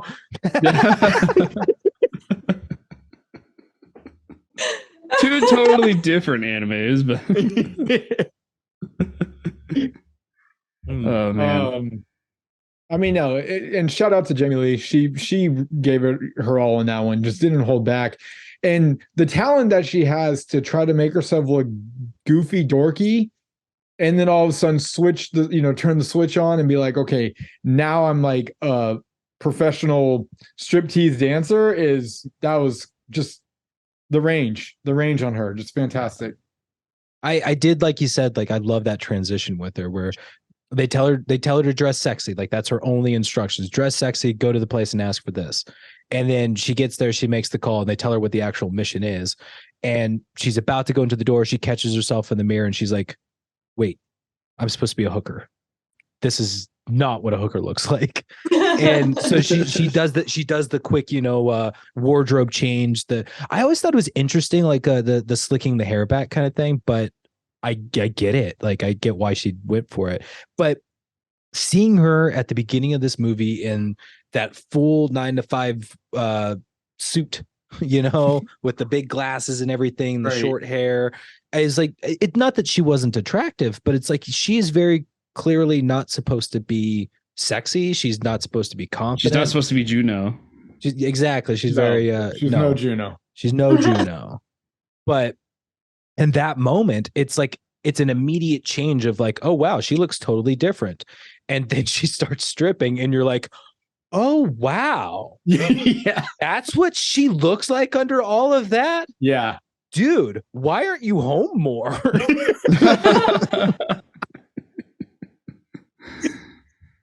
Well, and even I think Simon brings it up, like it's pissing him off, but he's telling him about like how amazing her body is and how it's like that's where we as the audience got to see everything that Simon was talking about, and we're like, yeah, he ain't wrong. Mm-hmm. I will say, I wrote down a nitpick, and it was Jamie Lee Curtis's hairstyle for this movie. To me, it was just like, this is too short for you. I don't know if you guys were all, felt the same, but I just feel like if you see at the end of the movie, when it says 1 year later, her hair's longer. And I'm like, why didn't we have that this movie? Like, it didn't look right for the part and for the movie. And I don't know if I'm alone, but anyway. I will respectfully disagree. I think that it was perfect because I think with that shorter hair, it does kind of lean her in the direction of more of basic, not necessarily a sex symbol. Like it keeps her in that kind of realm. Me personally, I love yeah, long she almost hair. looked like Adrian. Oh, I could see that. Yeah. So like I personally I like a woman with long hair. I think long hair is sexy. So I think giving her the short hair, it's as a costume choice of keeping her in that more timid and less confident kind of persona. Mhm. And then having that year later where her hair is longer, she's a lot more confident. She's a lot more like determined and energetic and excited. She is a different person, and that longer hair I think is like a visual of that change. Oh, okay. I could see that. Did she ever have long hair? Because I've always known her to have short hair. Oh no, yeah. Damn. Halloween. And she's definitely had long hair. Mhm. But I do think the short hair is kind of her look. It is. Come to think about it, Freaky Friday. She was short hair. She has short hair too. I'm trying to think. What was the movie where she is with John Travolta?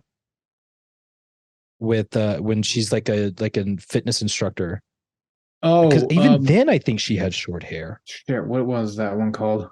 I'm scrolling through all of her credits now just to see if anything it's not coming to me. Calls she out. looks better with short hair. I'll be honest. Short hair is. I think that has always kind of been her look. Okay, Christmas with the Cranks. She had a little bit longer hair, is more shoulder length. Oh, that's right. It was yeah. What else? I think all of the Halloweens except for the first one, she's got long hair or short hair, except for like I said, the first one. I'm forgetting House Arrest. I'm trying to find her in that one. That was around this time. I think she also had longer hair in I think she had shorter hair in House Arrest. Which I don't know if you guys have seen Everything Everywhere All at Once, but I think she had longer hair in that one too. And that's a more recent film. I haven't seen that one yet. It is high on my to watch list.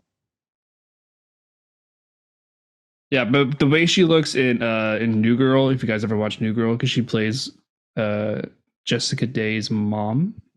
Yeah. Like that is like top tier Jamie Lee Curtis. Oh God. Yeah. She had short hair in Trading Places too. I totally forgot she was in that movie. Yeah. By the way, the movie that she was with John Travolta is called Perfect. Nope, not what I was thinking. But short hair. Halloween, short hair. Well, while you do that, we're probably done with the scene? Oh yeah, for sure. Okay. Yeah, so I don't need to drag it on too much, but the son of a bridge scene, I mean, it just caught my attention for several reasons. First of all, just some of the camera angles that they're doing. When the bad guys fire back at the aircraft carrier and the missiles coming at us, and that is just sick. It's like, damn, that's like the view of the pilot. Yeah. And what it looks like to have a missile coming at you, and just the movement of it, I was like, man, that's so amazing. The explosions that they did on the bridge, with the cars flying up, the Pelican being the one that takes down that third one is just amazing. And then of course the helicopter action with a limo taking a dive bomb into the Florida Key, while the helicopter is pulling Jamie Lee out of the limo and they're just dangling from it. I'm like, that is just cinematography at its finest. And it just, the angle, the lighting, the everything, it just doesn't get better. And I think that's probably why that's the scene that comes to my mind, even more than Jamie Lee, practically naked on screen, is just all of the action, all of the way that the sun looks, just everything about it's perfect. I short thing for that to really go with you. I wanted to say this when you brought up the overhead angles from the Nope scene. Right. They did so much of that in this scene that I really loved, because you at one point I think you get to see the two helicopters that the federal guys are in, and you can see the bridge with the cars going underneath. Like it is a top down wide shot. You're Yep. seeing all of the action, and they did, like you said, so many great little shots or little moments where like you were in the action. A missile flies past you as a helicopter dodges out of the way. You get to see the Harrier jets fly past and then watch them take out the bridge. Yeah. There was some really cool stuff that they did for this where it could have been more or less things we've already seen or just kind of boring. You got to see the gunshots that missed and actually hit the water. It's like, I was like, yeah, damn, that's cool. it was cool kind of seeing him like the tracking the shots of trying to catch up to something to actually hit it. Yeah. Cool and not stuff. to mention the Helen Juno limo fight. Really love that fight. It wasn't over the top. It wasn't crazy because these are two women that are not spies. They're really just caught up in some bullshit, and they happen to be on opposing sides. Yeah. But my favorite part. Oh God. Yeah. But go ahead. My favorite part to the limo fight is initially when Juno, she offers a glass of champagne to Helen. She goes, "Would you like one?" And then the perfect callback later when they're fighting and Helen has the bottle and she goes, "Would you like one?" Boom! She like bashes her over the head. Oh, that was so good. About two. Yeah. Oh, I thought like that is great writing. Like that was top tier. Yeah. I really like how their whole rivalry, it kind of starts when Juno realizes that Harry's been lying essentially for 15 years and she's like, oh, I'm going to take full advantage of this and fuck with her so bad. And just really try to piss him off, but really get her going so that she screws up. And like all of that stuff is great. But the moment when Helen slaps her and cuts her face with the ring, and like I think everybody in that moment was like really surprised, especially when Juno's like ready to put that gun on her and Helen is just no fear at that point. She's just like, I slapped the shit out of you because you killed my husband and I've got nothing left, essentially, kind of deal. It was a really cool moment, but that to me, that was the moment that their rivalry really kicks in. And when they get into the limo, she does the whole, like, would you like one? It felt so like, I'm not actually going to give you one, but like she's just being a bitch. And like they're trying so hard to like get under each other's skin, and then fight breaks out. And the fact that rivalry really does start like off of some bullshit. Like it does. Like it really is based off of nothing that they initially do to each other. It's because of that damn tango. Yeah. I just want to mention the kind of the bridge aspect of the scene. I love the part where the vehicle is traveling and it's like just missing each missile that explodes on each pillar. You guys remember that part? Yeah. I love that because like that's one of those moments where you're on the edge of your seat. Like, are they going to make it past each one? Like each pillar gets blown up and like, are they going to make it? Are they going to make it? Are they going to make it for like 10 seconds? It's thrilling. It's so good. No, right there with you. Because the fact that the first one was just behind it, right? And it's like, oh, they got away. Then the next one just behind it. Like I was with you that whole time. They fired all 4 shots and we just got to watch them hit in sequence. And the whole time it's getting past them. The best part has been like was it like a truck, a delivery truck or something?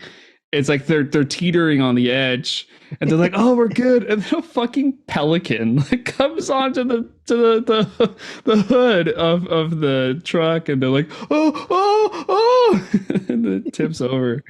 So funny. So good. That is a classic joke that has been used so many times.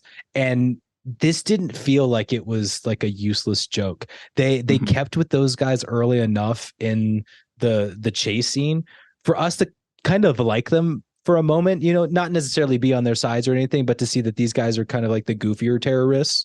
And they're teetering and they have this moment and even you at the audience knowing that they're the bad guys are kind of like, oh shit, they're gonna make it. Like these guys survive. Cool. And then the pelican lands and it's like, oh no, they're good.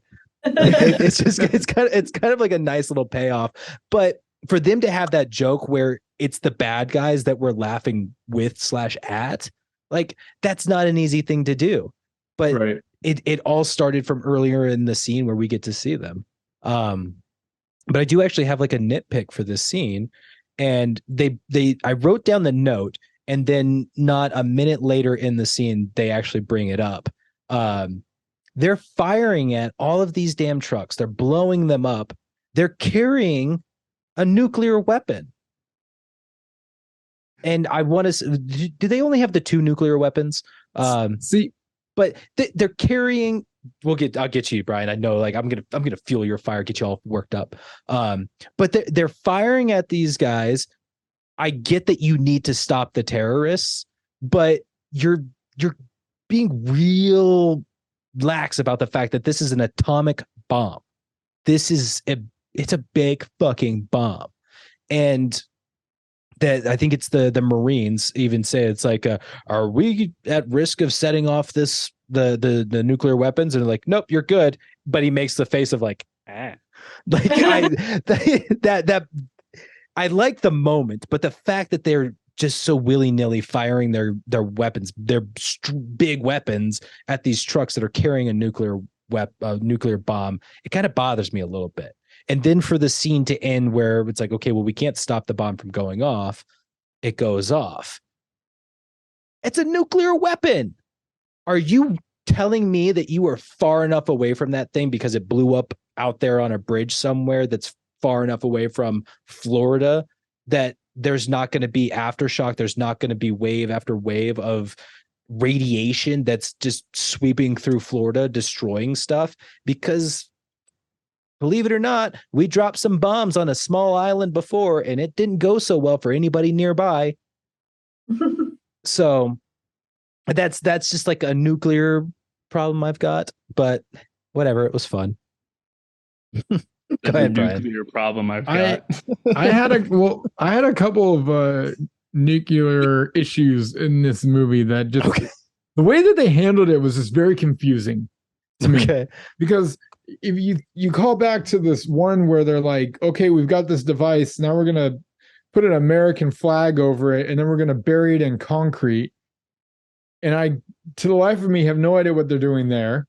I'm like, I don't, what are we doing here? Like, but then they say that like we have the nukes and we have these trucks, but they never show you which, if all of them have the nukes. But they also show one scene where he's in a chopper and it looks like there's a nuke right with him. I'm like, what are we doing with the nukes in this movie? And how many do you have? Maybe they have duds. Like, you'll never guess which one it is. I just don't know what's going on. And then even when you get the actual blow up and everything, it's like, I guess you guys are far away, but was that supposed to be the bridge in the background? That, because I didn't even see a bridge. It is so everything atomic bomb related is literally an atomic bomb of a fuck up in the script, because it just, nothing makes sense at all. Not to mention, if you guys are just willingly letting an atomic bomb blow up in the Florida Keys, did we even discuss like the biohazard that this is going to cause for your state? There's a lot to unpack in the handling of the A-bombs here, which was like ending number 2, if I believe is my proper count of this movie.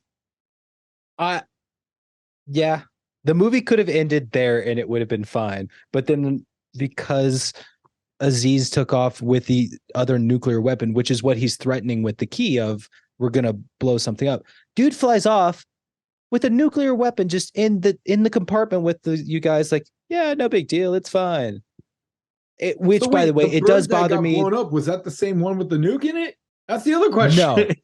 No, it's confusing. It would have been the same helicopter that had the nuclear bomb in it. But because they cut to the terrorists are on the top of the building threatening, they've already done something with that bomb. They've unloaded it. Got it. But where is it? Right. Wasn't it in the statue? They never address it. So the one that they bury in concrete, because that's the one that's active, it's assumed that that's the one that goes off on the bridge. but they have was it 2 trucks or it was 3 trucks? 3. Yeah. It was 3 trucks. One of them gets blown up. One of them teeters off and falls, and the other one gets blown up when the actual bridge is blown up. Right. One of those had the nuclear bomb on it. We don't know which. Obviously, it wasn't the one that exploded. So yeah, it's all so confusing. Where the hell's the bomb? Exactly. Yeah. Yeah. Except they never showed us where the freaking ball was in the first place. The handling of A-bombs in this one is a little dicey. It's way too lax. The only thing to note from that is that when Helen and Harry kiss, the bomb explodes, and it's a form of expressionism. Right. And that's just James Cameron saying, that's your takeaway from it. Watch You this. guys want a romantic kiss? Here you go. Yeah. Here's nuclear power. I actually have so it's another little nitpick, but it's also kind of it's a quote. So they have that moment, they're kissing, and then that's when Harry finds out that they've got Dana. He does a little thing or whatever, looks to Helen, and she says, "Go to work." And he goes, "Okay, bye." Like, yeah, he literally says, "Okay, bye." Like he's way too happy to leave her that quickly. Yeah. Like I get that she's like, I understand what you do now and why it's important what you got to do. Like I'm with that. It's his reaction to her saying, "Go do your job, go stop him," that bothers me. Like you just had this moment. Like you guys are supposed to be better. You, sir, are supposed to be better. Tell her the truth. Be honest with her. Like just don't make work your priority. And yet you come back with that, like, okay, bye, and immediately hops into a freaking jet. And I'll say, like, he was way too quick to hop in that jet for that jet to not take off as quickly as it did. Which was funny enough that you got Arnold down there who's just saying like, this is classic takeoff for him. Don't you worry about it. It's just a little rusty. Textbook Tesla takeoff. Yeah, like it took forever. It took forever. And what was the point? They put him in that thing real damn quick, and he starts moving, but he does not take off for a good while. Like I think it's clear when he rolls over the cop car, he's rusty. Get him out of there. Oh my God. Get him out of there. He doesn't need to sit there and float for as long as he did before he takes off. So yeah, that little moment between he and her, like it just it felt wrong. And with the comedy in this movie, like it didn't come off as comedic. It came off as like he didn't care. A little bit, right? Like it, like all of the progress or whatever emotional stuff that they had started to work through, recognizing in each other of how they need to behave and how they need to communicate with each other. It felt like all of it was out the window in that moment, and he was right back to, "I love my job. I'm going to go do it." And good point. It just it's very like childish too. Yes. It was like, yeah, I was like, okay, bye. Like going off to a ride at the fair, you know, Yes. like to his parent. Yeah. Mommy let me go on the roller coaster. It was awesome. Can I fly the plane? Yeah. So yeah, I'm with you though. Like everything that had to do with the nuclear weapons was just, I'll say, mishandled. They even joke like Harry even jokes saying like, "Oh, it's a snow cone maker," because it looks like the shape of a stupid snow cone cup. Yeah, it's like they weren't even taking the atomic bomb thing seriously. I to be fair, in that moment, he is trying to still kind of keep up the whole like, I'm not a spy thing. I know, but also it's like his arrogance of trying to piss them off a little bit, right? But yeah, I'm guessing. Wait, it looks like a giant like green candy corn.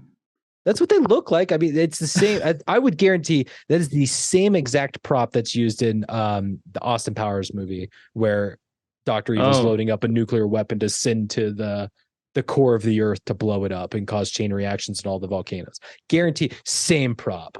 It's just a giant cone. It's just a cone. I'm guessing we're probably good for a break. Yeah. Yep. Yeah. We're certainly good for a break if we're ready for one. Yeah. Sweet. We'll take a 5-10 and be back soon.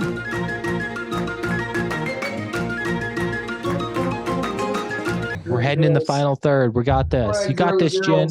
We're into the third act. We are in. This is the final act. It's the final countdown. We're at the climax. You can do that on your own. Yay. Here we go.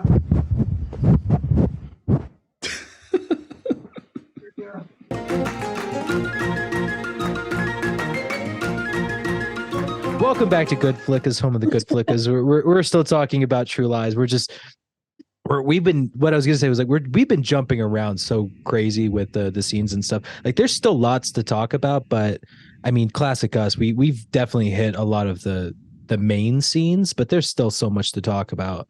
We just go with the flow. Yeah. Well, coming in hot there, Brian. A little bit. Yes, we like to go with the flow. I think it was Luna was walking around on your desk, and I think she may have bumped some stuff. Oh, He's like, "You sound great right there, that distance." With just your teaching us what's up, guys. Yeah. Yeah. I mean, I'm looking at my notes. I have a bunch of head scratchers and nitpicks that I haven't even touched on yet. Yeah. Head scratchers. Well, and we've mentioned it, but we have not talked about Simon at all. Oh, we don't have. I don't know. He's a weird character. He is, but he is an interesting enough character, and I think he deserves a little bit of a spotlight.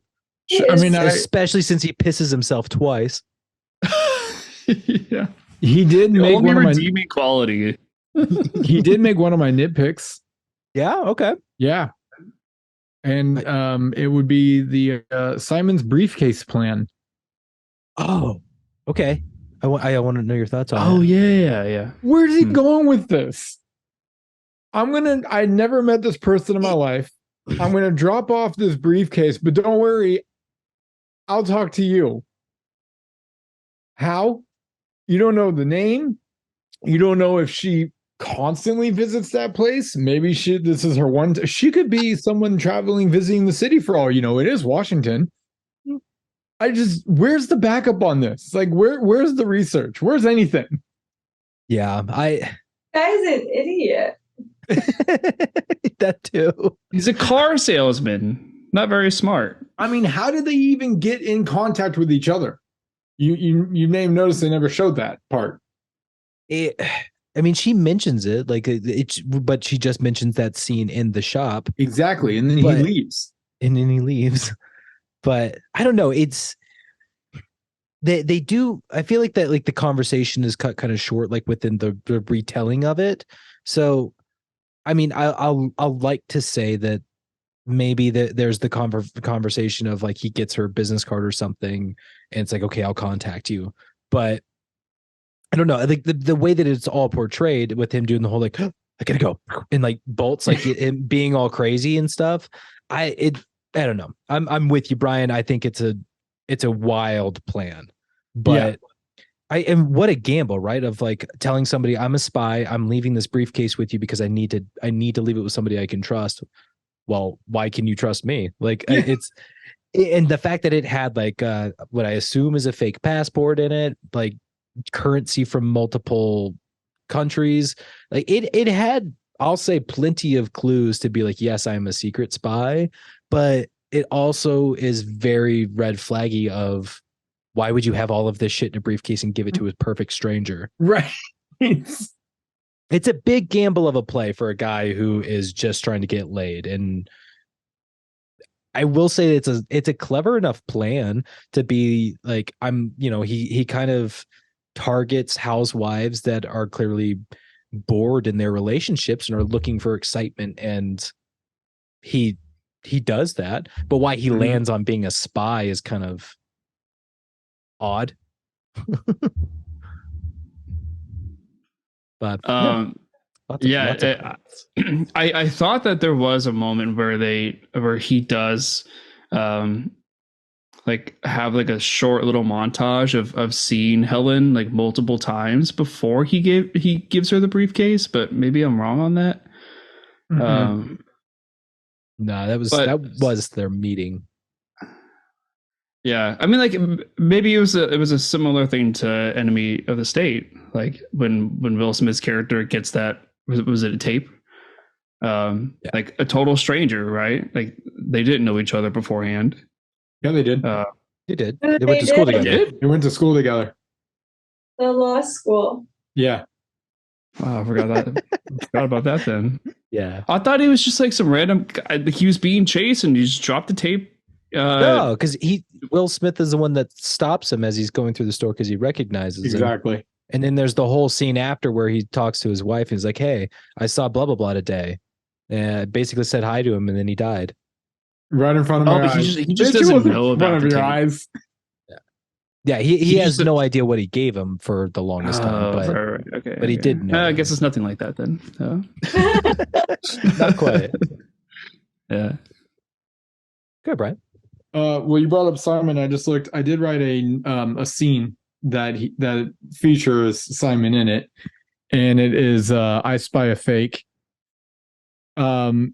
I feel like this scene was just great on the comic level. So this isn't, we're not really getting into action here, but this is when Harry and Gibson are in, like they know about Simon now, and they've got her tapped, they've got her wired, they've got her tracked, and they track him to the restaurant, and they hear him talking to Helen about how he's like this undercover spy and blah, and he's like, well, maybe he's getting to her to get to you. Like they're taking it super serious. And then they find out, they hear him take credit for everything Harry just went through. Yeah. And I'm like, this is gold. This is and you can just see Gibson is getting every second this guy, or every word this guy says, makes him more excited. It's just like, can we hang out with him all the time, because this is the best. They follow him all the way to his used car sale, and I swear Gibson is about to like lose his mind. He's like, this just gets getting better. This guy couldn't get better. Not only is he full of shit, he's a car salesman. You talk about creative writing. That's creative writing. Let's make someone take credit for and have her get excited about what her actual husband did that she does not know about. Amazing shit. I love the whole irony of the situation, right? It's Helen is unsatisfied and unhappy with her computer sales rep husband.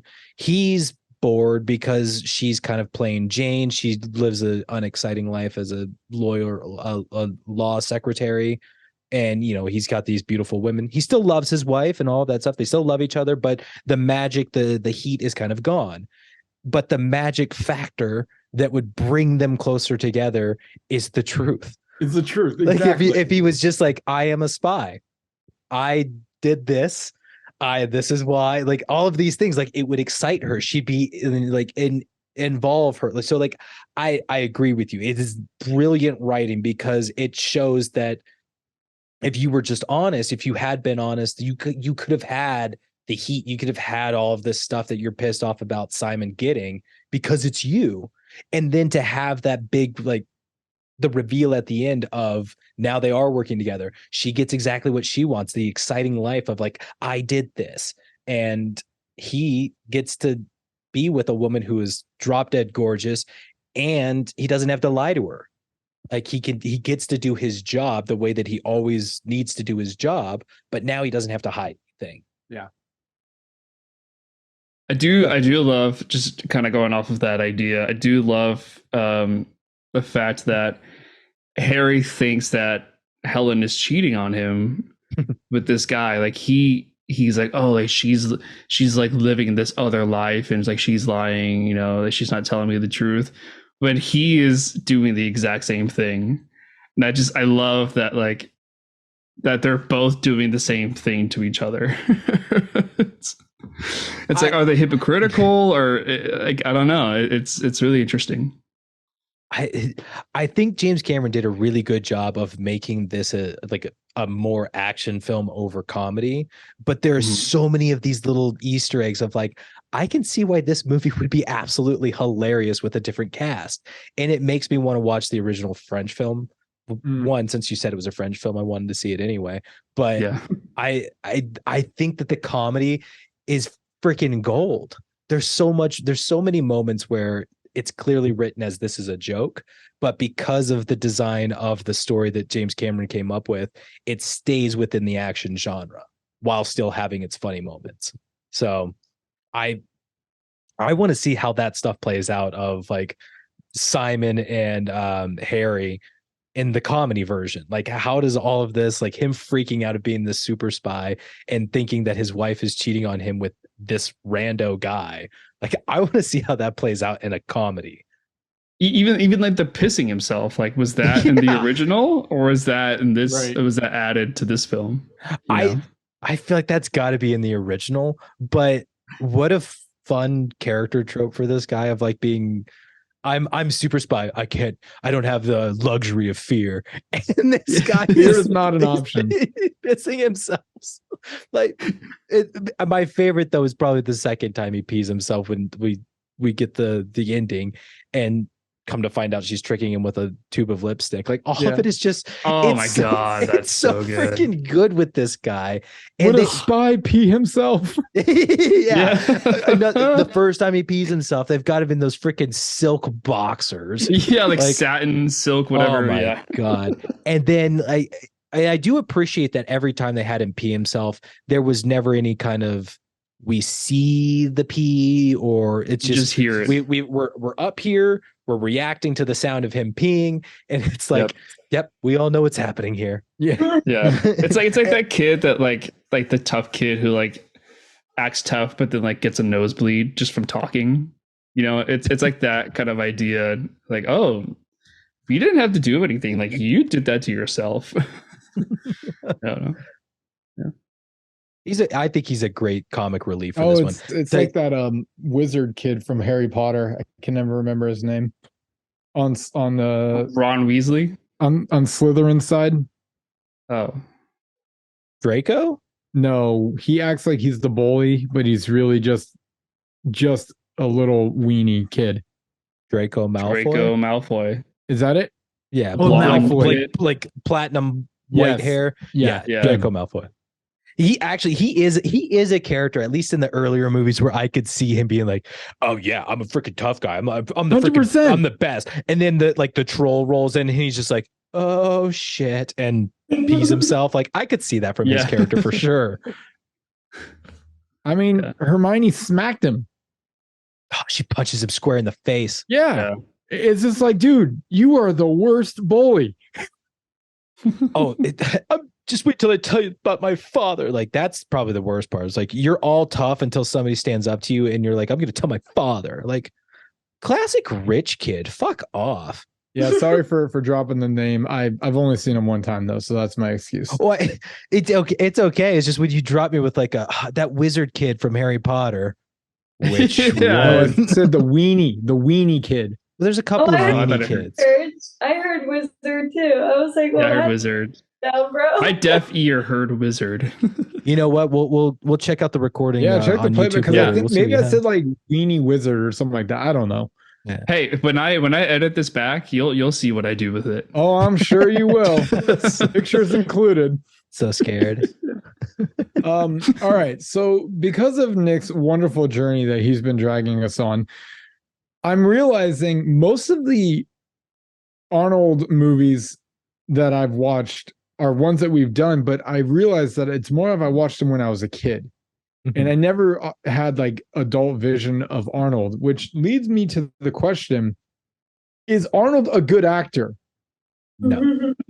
Because in my mind, I was thinking he wasn't that great. But as we continue to watch these movies, I am starting to see that he's got some pretty good talent as acting, in my opinion, especially when it comes to like doing the comedy gags mixed with action and being that big, large action hero. I mean, definitely when it came to action, it was like no better than Sly Stallone or Arnold Schwarzenegger. Like they were always just neck and neck with each other on who's going to get the action. But the more I watch these, I'm like, Arnold isn't near as bad as an actor as I had remembered in my head. And this one, I think even Jen said, I was like, this actually impressed me. He he knew how to hit the comedy when he needed. He knew how to dial up the action when he needed, and damn it, he even knew how to set up the charm. I mean, we didn't even mention like in the beginning, but when he comes strolling through and he's in that tuxedo, holy crap, that's a movie star right in front of our face. Like, he just had that look. And I don't know. I just, the more I'm watching these, I was like, I think I didn't give Arnold enough credit. Hot take. I'll say I don't think he's a bad actor, but I think he's definitely a niche. Like, he has a niche that no other actor really has. Because I think when it comes, his strong suit is definitely the action side of things. Like, what he does on screen is unmatched. But as far as his dialogue delivery, definitely not up there. There's way better actors that can deliver lines so much better than he can. But that's not to say that he's bad at delivering lines. He's just unique in how he delivers them. I'll give you that. We all know the type of. That's why it's so easy to make fun of him with the wow stuff, because it's like he's the only person that like kind of sounds like that in Hollywood, at least. So yeah, one of the best action actors, but not the best dialogue actors. Go ahead, Matt. Just to keep it going a little bit longer, I'm glad that we saw Conan to like be able to compare his first movie to where he's gone. Like, his acting has absolutely improved, and even to this day, like, I think his acting gets better all of the time. I don't consider him a great actor, but I don't think that he's bad. Nick, I think you said it best with like, it's his line deliveries. He did a really good job in this movie in particular. I think especially when he's driving around with Simon, and you know, like, he's got to go from like, I'm pissed off and stoic, and to the like, oh yeah, no, it's okay. Yo, you tell me more about this girl. Like, the going from like happy, sad within one scene and within moments to portray like, this is how I'm really feeling. This is the face I need to put on. This is how I really feel. This is the face I need to put on. Like, he did a really good job of those kinds of things, but I don't think that they're amazing. I don't think that they're great. I think his acting, it really does boil down to the line deliveries. And Nick, again, like you said, when you go to see an Arnold Schwarzenegger movie, you know what you're getting into. You're not going to see an action movie.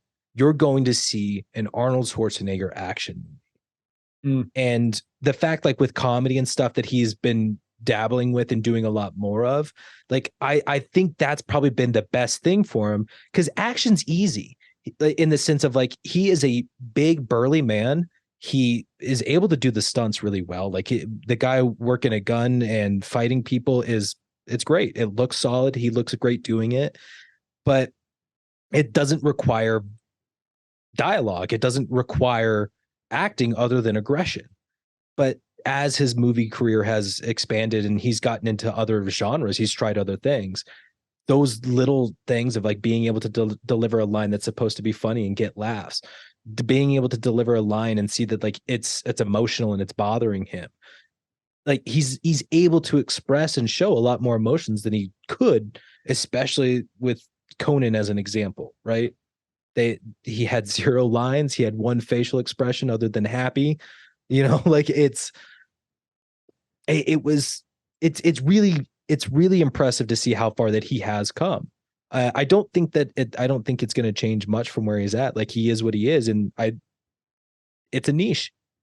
Arnold is the guy when you want Arnold, just like, you know, I'll for now, like with, cause Ryan Reynolds, I think, is another great guy of like, you pick Ryan Reynolds for a role, or you pick Ryan Reynolds for a movie because you're getting the Ryan Reynolds you want. You want Ryan Reynolds. You want that guy.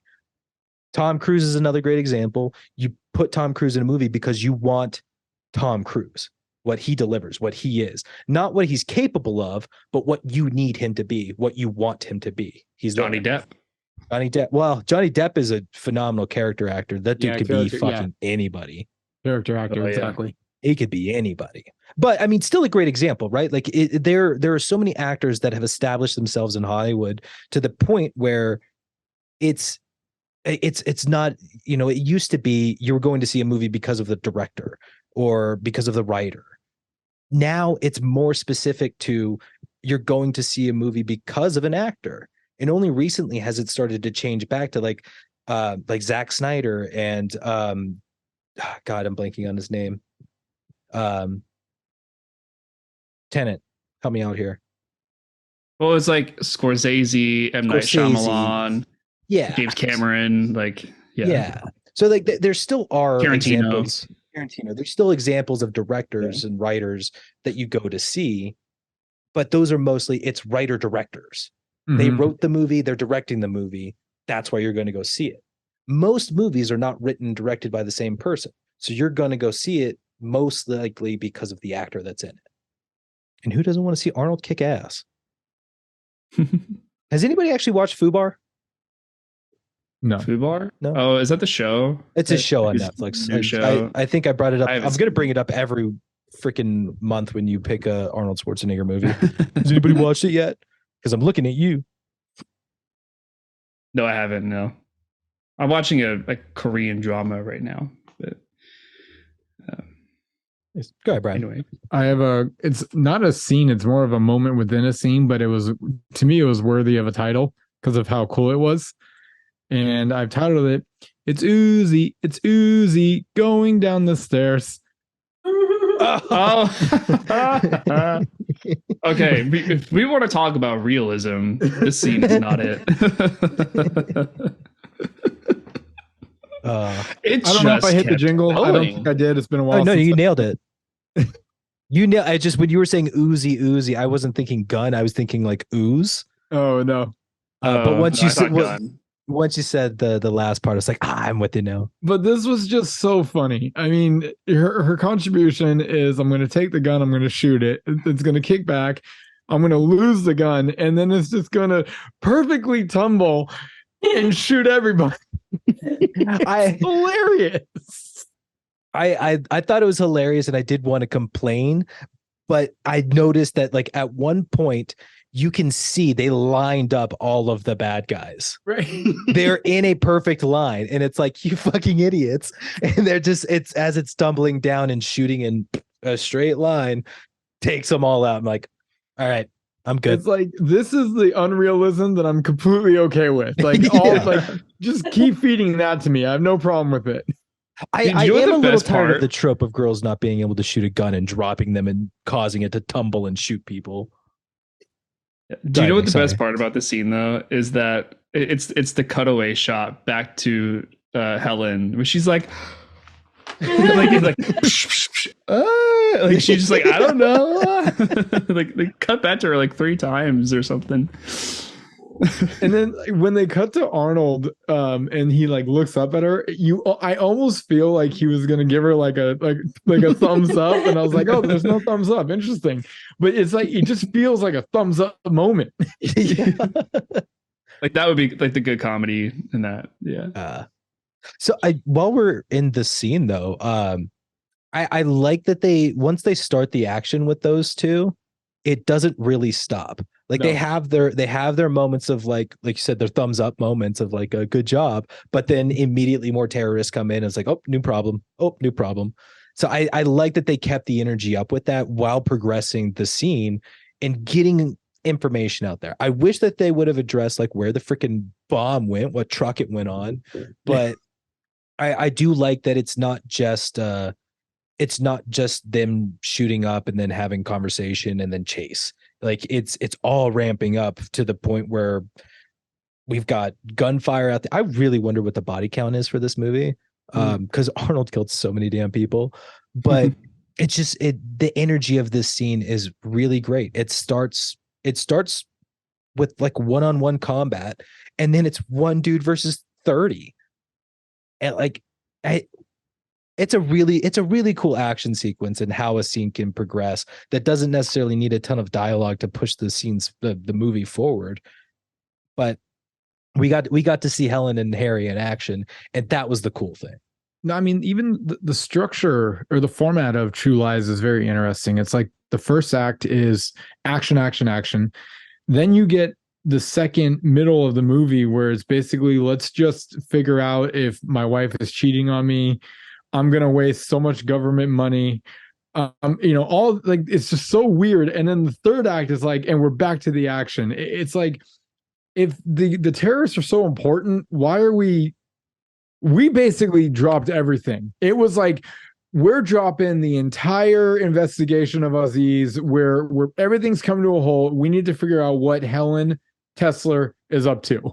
It made me wonder how they even got away with this without being caught. I mean, they're literally like basically this like undercover covert operation.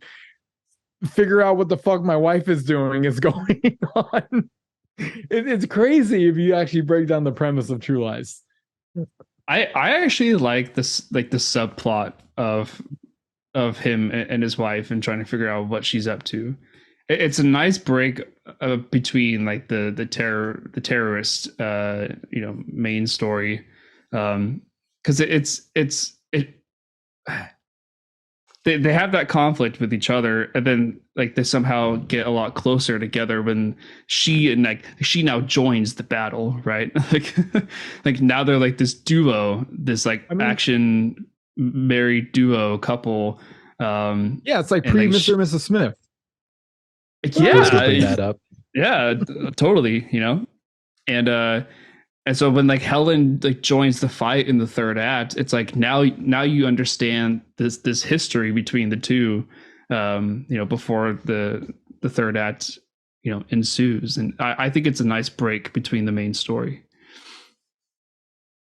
Go ahead, Matt. I'm with you.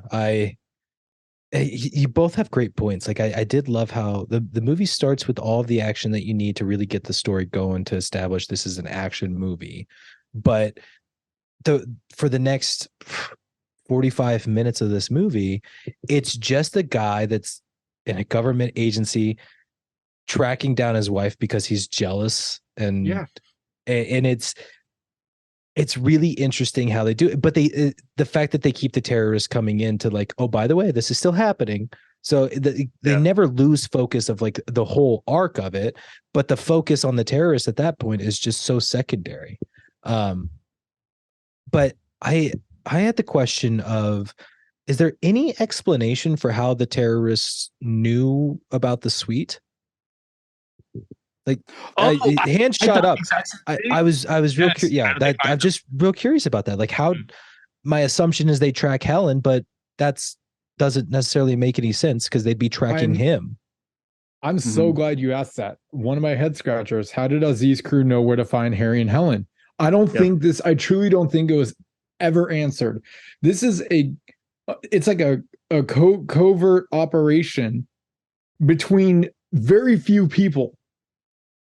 Helen, Gibson, Harry, they know about this, but I think they're the only three that know. That actively know what it is. The Aziz crew has no way of tracking them. They only know Harry by his fake alias. They don't even have his real name until she gives it to him. Right. It's just, I was like, wait a sec. How do they know about this hotel? How do they know about this is where they're at? Like, they just come bursting in. I'm like, but how? My first thought was, who are these people? Like, I didn't associate them to be part of the terrorist group. Right. Yeah. Yeah. I truly think it's a missing link in this chain. Yeah. It's a continuity error. Yeah. But I'm curious if there's like a deleted scene or maybe a scene in the video game that actually explains how they knew. Well, I guess we have to pay $3,000. Cameron's like, you know what? We just had Jamie Lee Curtis practically strip. No one's going to be thinking about anything else. Bring him in. Go. They're not going to question it until 20 years Everything's going to be fine, boys. That's funny. Oh, James Cameron, you thought you could slip one by us. Mm-hmm. Go ahead, Jen. Man. I gotta go, guys. No, you don't. I do. I'm sorry. All right, final thoughts and what won the movie? Final thought. This was a good chat. It always is. And I really enjoyed the movie. And it'll be one that I watch again because it's funny. Like if ever you just want to like pick your spirits up, put on this movie. So Don't fun. go to Kindergarten Cop. Go to True Lies. Go to True Lies. It's better. I like this better than Kindergarten Cop. And I think we can prove that. What did I give Kindergarten Cop? Maybe idea. maybe the I know same. it wasn't a 10 out of 10. It wasn't 10 out of 10? Oh, you Okay. want kindergarten? Fairly Cop? certain it was not a 10 out of 10. Yeah. You gave it 4.82. Well, it's almost a 10 out of 10. Almost, but not quite. Practically a 10 out of 10. This one got 10 out of 10. So yeah, I really enjoyed it. And then who wins it? Who wins it? I know who wins it. Me too. No. I think we're all thinking the same lines, the same blurred lines. Who wins the movie for me? James Cameron. James Cameron wins the movie. Of course he does. Only because he did Titanic. That's why. Only because he did Titanic. Yeah, only because he did Titanic 3 years later. Thank you for that, James Cameron. You win it. I love how that's always your excuse. Is like James Cameron. That's why I Because said it. I was like, I Titanic is know that's around why it. she picked it. Yeah. And that's what I've never chosen a director, so you're welcome, James Cameron. You only choose James Cameron. you're it. You win. So just know for any future James Cameron movies, he's going to be the winner. Unless it's Terminator 2. Why would you not pick James Cameron for that? Because the special effects are insane. There is a liquid metal man. But does it relate to Titanic in any way? Yes, these are the same special effects that leads him to the icebergs in Titanic itself. Okay. Duh. Everything comes back to Titanic. Obviously. Like James Cameron didn't even do movies except to get to Titanic. It's the only reason he existed in life was to make Titanic. That's right. Everything turns into Titanic. Yeah. That's right. You guys are getting it. Good Except job. for Avatar, which was Pocahontas. I'm Yeah. now. I don't know why. I'm just picturing. I'm just picturing Arnold in Titanic now. Like he replaces Leo. Whoa. Oh God, like that's a big ask. No. I was thinking he could have been like a I'll be back. Paint me like a French woman. he Paint me like one of your French women. so now Arnold is Rose. Oh geez. We are really going wild with this. Oh my god. No. No. You know what? I think he would have made a great the unsinkable I'm Molly. king of the world. I'm king of the world. Leave Titanic the way out of this. With his giant buff arms like out in front of the boat. Oh. Kate Winslet's like, Sleeveless. Arnold, can you suck in for me, please? And Kate Winslet, she's like hanging off of him. Like, Do we know the movie for next week? Are we good? Are we doing it next week? What's our schedule? yeah. I will be back home, so I should be available. I'm good for next Okay. week on the 9th. Is that Monday. Monday? Yeah, Monday, yeah. Mhm. Yep. And Yep. yes, I do have a movie picked. Oh, can we hear This movie it? Wait until Instagram tells me. is called Missing, and you can find it on Netflix. Sing. Is this a newer movie? It sounds It is familiar. a newer movie, yes. Okay. It's Which so is that- it? I think I was just looking at this. And I have a specific reason as to why I picked it, but I will not disclose that until next week. Because it's Arnold. It's an Arnold Schwarzenegger movie.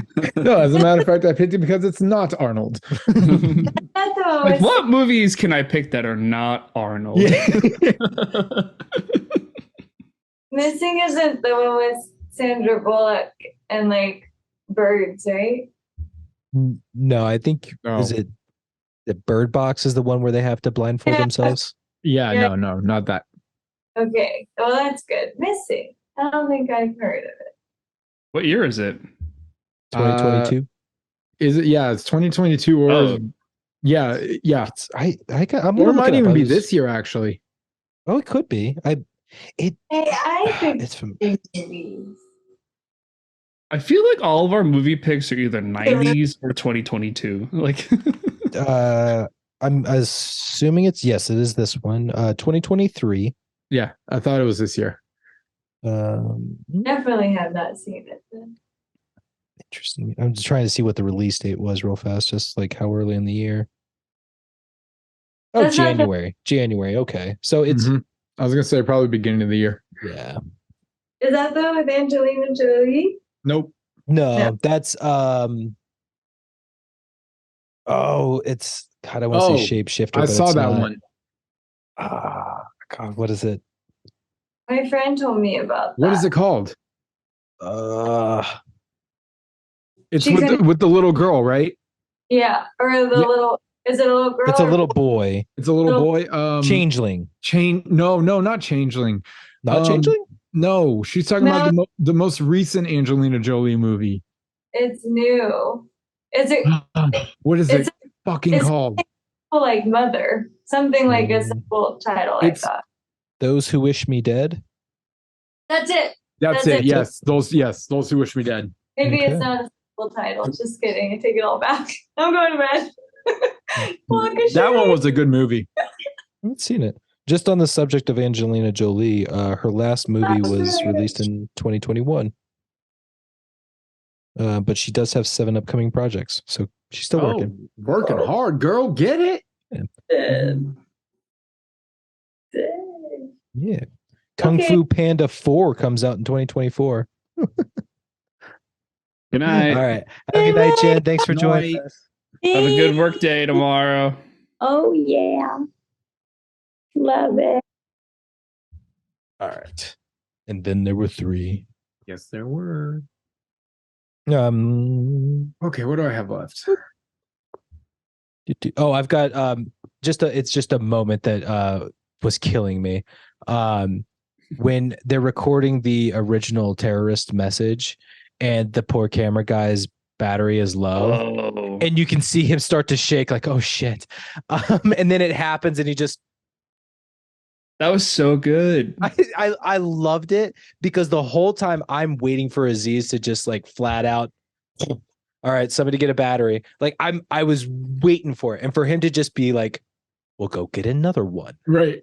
It's like, Like he showed mercy. it was such a funny moment of like, this guy is scared shitless of what this guy is going to do. And you can see that. But in the end, he's just like, we'll go get another battery. Like he's more annoyed by it. Like it's a frustration than actual, like I'm angry. I have this is more of a blanket head scratcher. Yeah. But how is it that Helen never recognizes her husband? And get what my he joke. looks like? What do you mean? I mean, we're talking like this is Arnold Schwarzenegger here, so body type is not a of the norm. Well, But he's like lurking about in her office and just turns around and she just walks on by, doesn't notice. Sitting in the freaking hotel room and he's got like this backlight on, but you could just see the size of him, doesn't notice. It's just like, come on, Helen. Come on. I'll give you the Office one for sure. I will Wait, say what this. scene? What scene is this? So this is the one where he shows up to surprise her and finds out that she's got a secret admirer guy. Yeah. And then when she goes to meet him, he just turns his back in the cubicle. Yes. Yeah. So I'm with you on that one, but I did kind of notice, and I think the timing might be off though, of like she kind of turns the other way to kind of say something to her cubicle neighbor. So like she turns away from where Arnold would be. But I think it's before, so she still walks right past him. Mm-hmm. But as far as like in the hotel room of not recognizing him, I think there's a lot of factors for why she wouldn't recognize him. I mean, yeah, with the lighting, we can tell that it's him, and there's enough lighting to see some of his facial structure. But I think from her perspective, it's nothing but a silhouette. And because he's kind of slunk down and sitting like this, like there's not a whole lot to be drawn from that. But I don't know. Like I buy into it, but I am with you, especially in the office, of like, how do you not see this guy? Plus the fact he says close your eyes, lay on the bed, and then just goes right over her with. I'm surprised she kept her eyes closed. That's the thing, right? Like, so strange. Especially when they're making out, and she like, maybe open your eyes before you smack the guy in the head. Dude, that telephone hit. Oh my God. That looked like it hurt. Well, there was a big continuity error where like she smacks him the one time across the face and he's got blood. And then she beats the shit out of him some more. Blood's gone. Oh, I didn't notice that. Oh, same thing with Juno. She gets clocked in the face with the ring. That cut's gone the rest of the movie. Is it? Yes. Like the whole thing? That whole thing gone. But that's going to bother me. It bothered me too. Maybe makeup. Don't mean to keep trumping over you. Well, that was just a couple of minutes later. Like there's no way that she, if anything, it's like a thin red line of what should have been. It's gone. But, wow. Here's my thing about two things. So the first one is The Office. Like I can buy Helen not seeing him. What I don't buy is her coworker not seeing him. Because her coworker is looking in that direction where Arnold is right behind her. I feel like she can clearly but she like peeks around that wall. Oh, yeah. I don't know. It just seemed like from the perspective she could see Arnold. Her coworker's location was super strange to me. It was like, here's her cubicle, and it seemed like her coworker was like way over here for some reason, like 90 degrees, like kitty corner or something. But like 20 feet of space in between them. I'm like, what's going on with this office? Yeah, that's a little strange. So the coworker not seeing him, I was like, but the hotel room, the thing that I don't buy with that is when they get physical and they like kind of fight or whatever. Mm-hmm. Like how she sees the back of his head, she sees his body structure.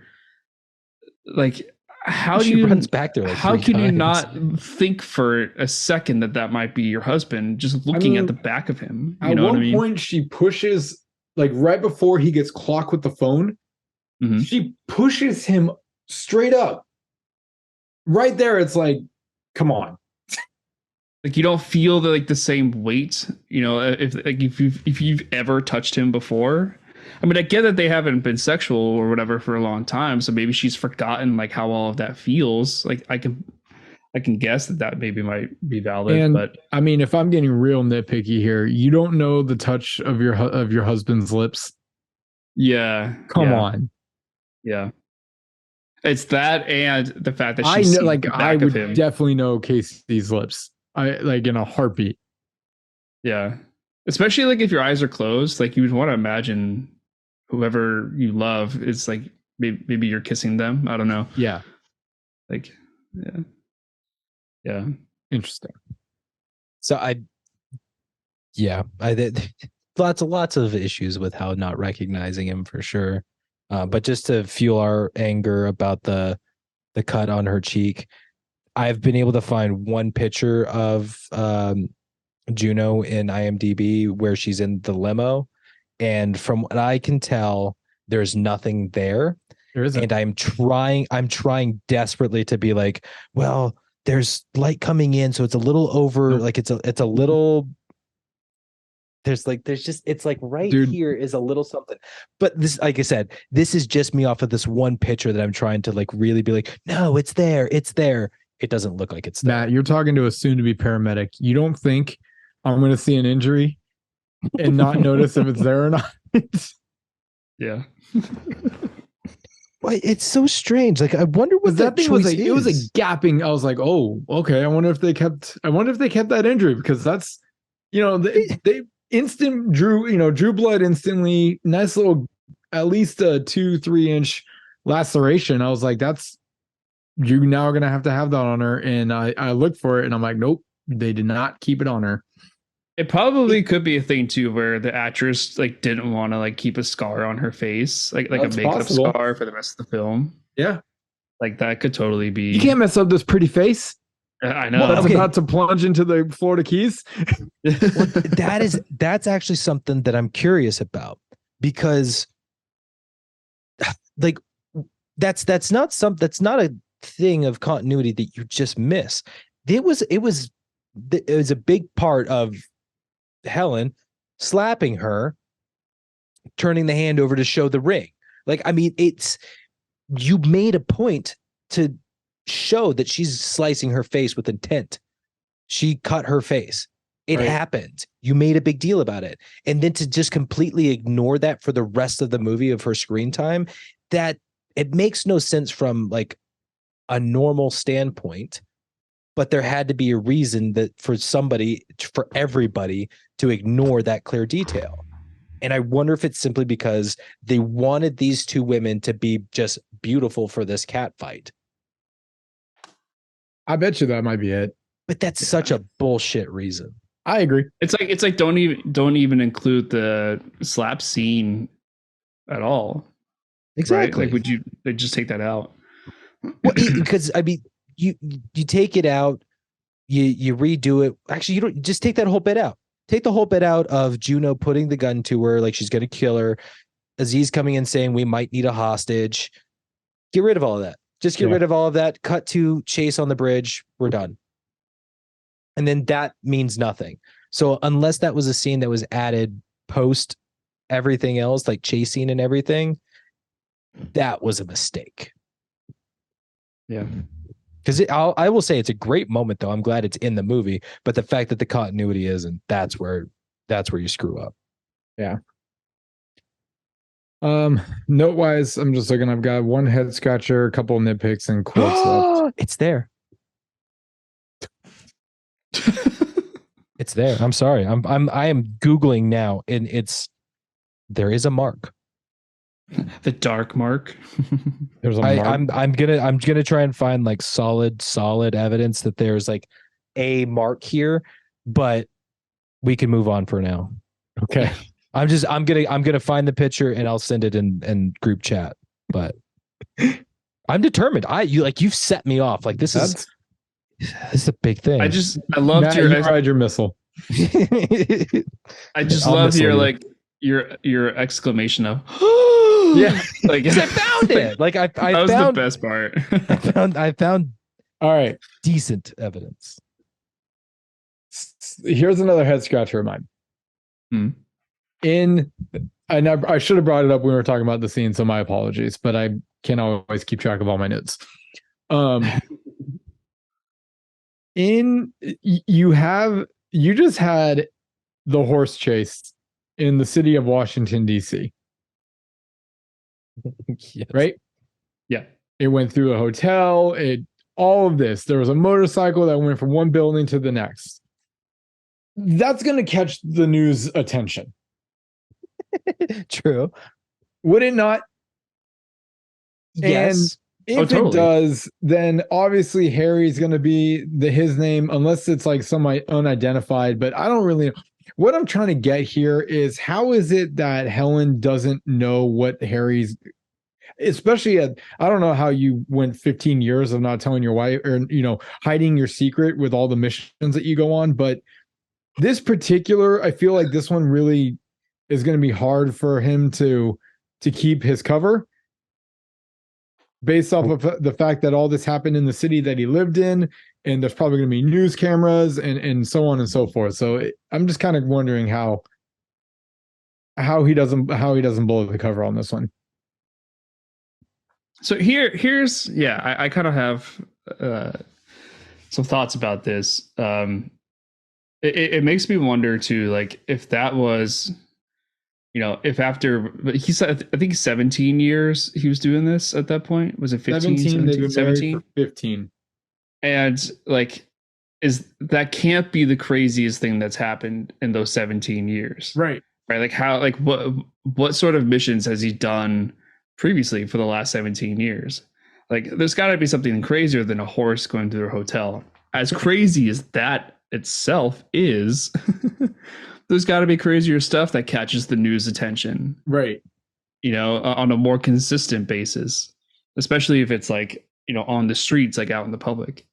But the other thing that I do like that they actually really show that this is a really secretive job that he has is when he and what's his buddy's name, his friend's name? Gibson or Gibson. yeah, I think it's Gibson.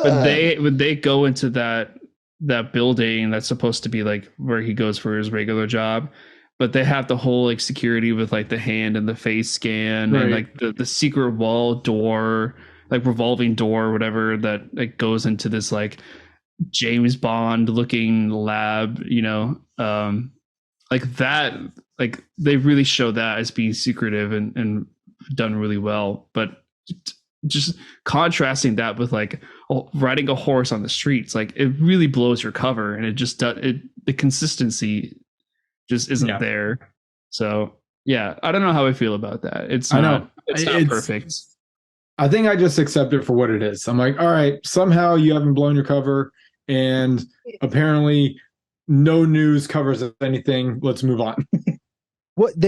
Simon mentions that though. That's the thing that's the stolen valor, Well, it was in a newspaper.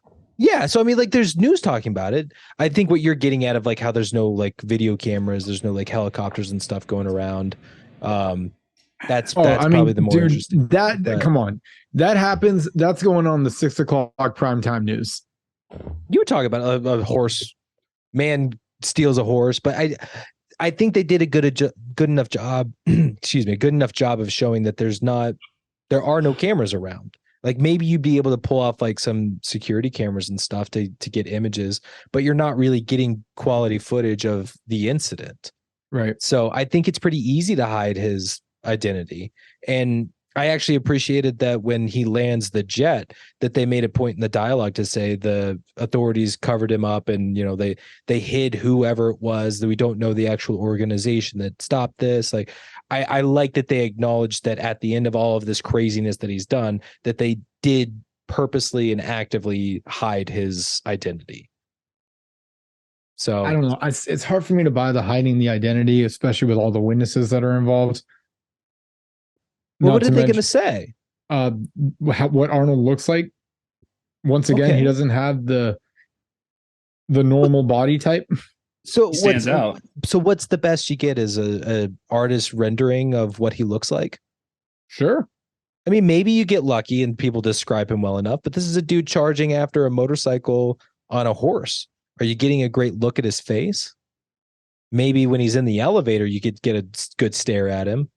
But I would argue that the two people in that elevator aren't thinking about like going to the authorities after this. Like he's on a police horse. Like, who are you going to tell? We're not going to the news.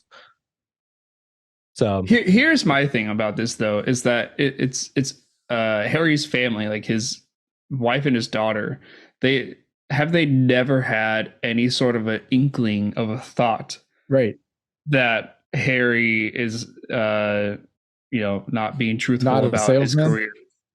Like no suspicion, like for 17 years. I don't know. It just doesn't seem believable to me. Like based on the events that happened in this movie. with obviously he's a person that's not afraid to get into fights. So you get into a fight, you're gonna have like markings and everything. Like, how do you explain that to the wife after being at apparently a sales meeting?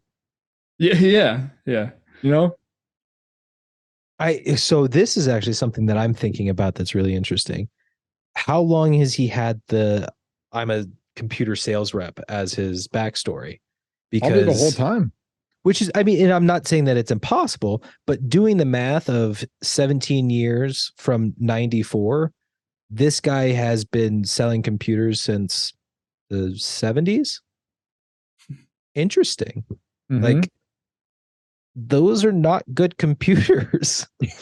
You know what I mean? Like it would make sense, I guess, that like if he's, yeah, I've been selling computers for 17 years, that he makes it to the point of, yeah, I go from country to country and to conventions and I sell this programming or this computer itself or whatever. Like in 94, I get that, but it doesn't seem like it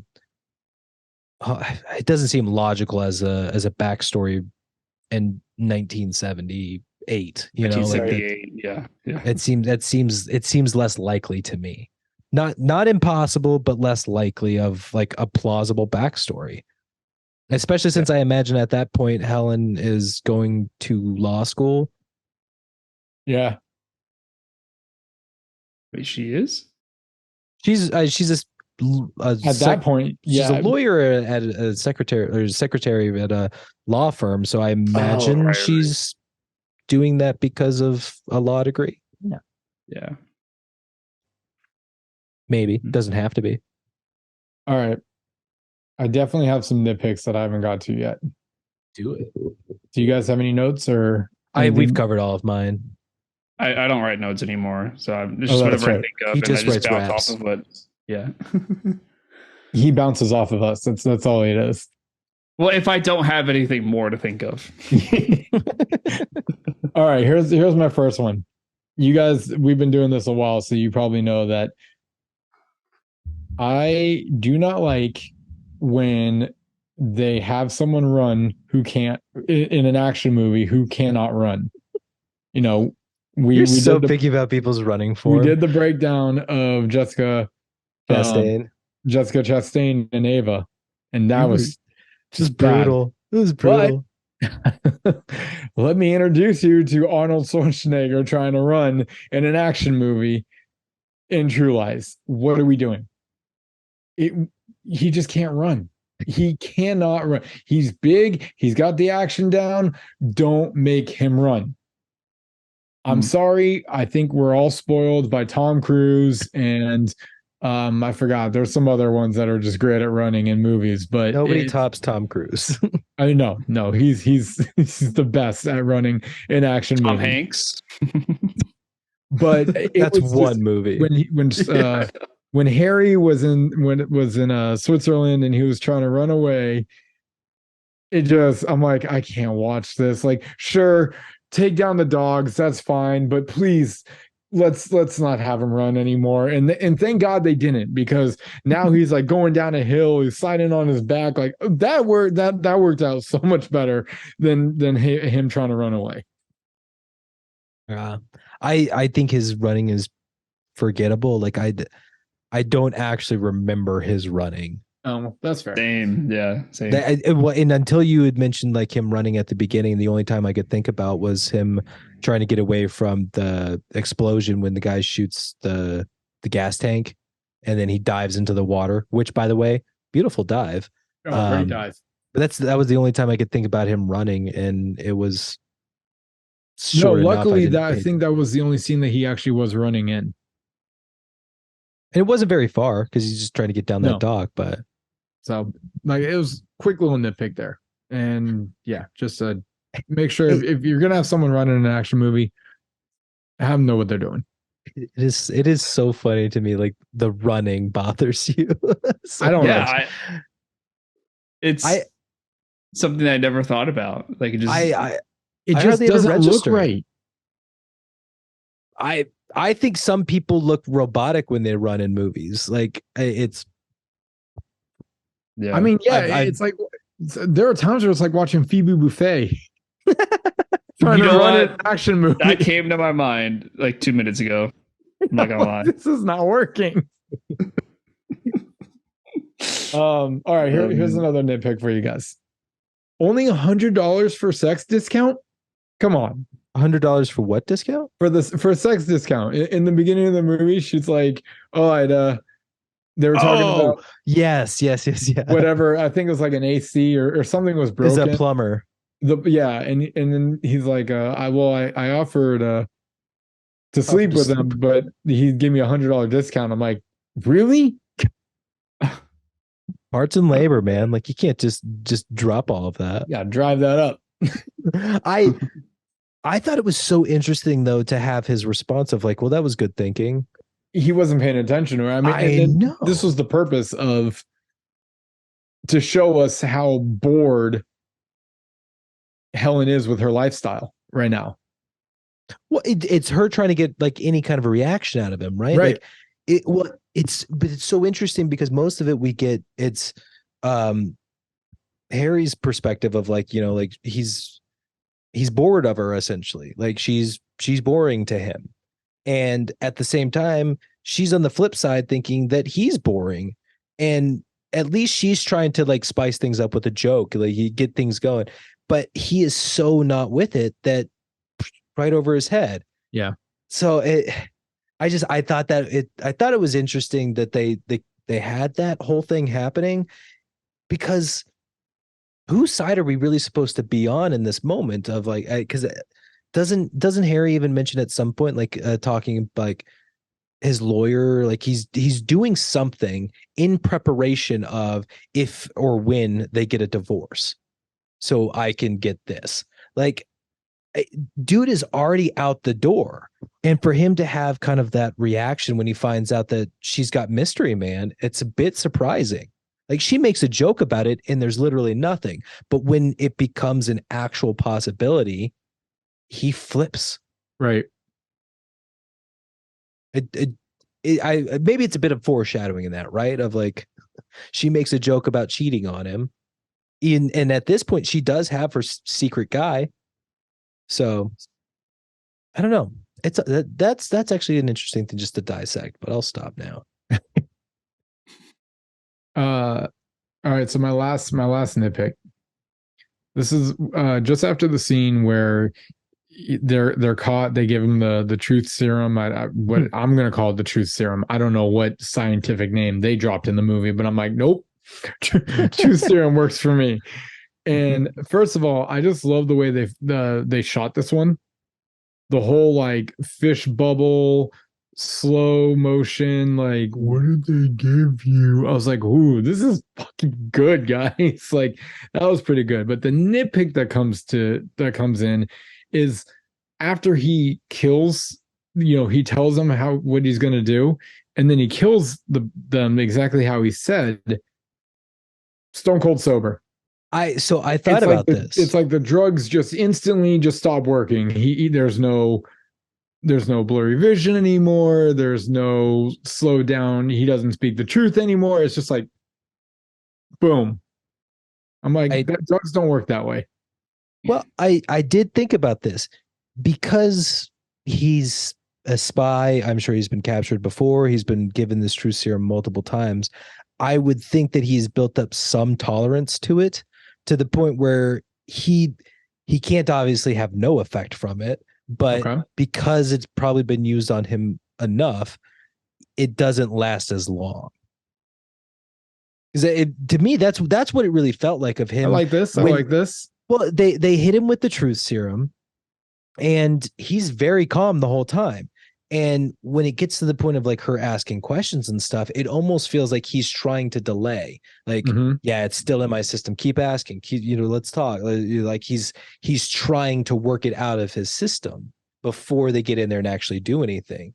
Because he's cognizant enough to be able to pick the locks on his handcuffs and like know and recognize what they've hit him with. And so like I don't think that his brain has stopped working, but whatever chemicals they've put into him are having the effect that he knows they're going to have.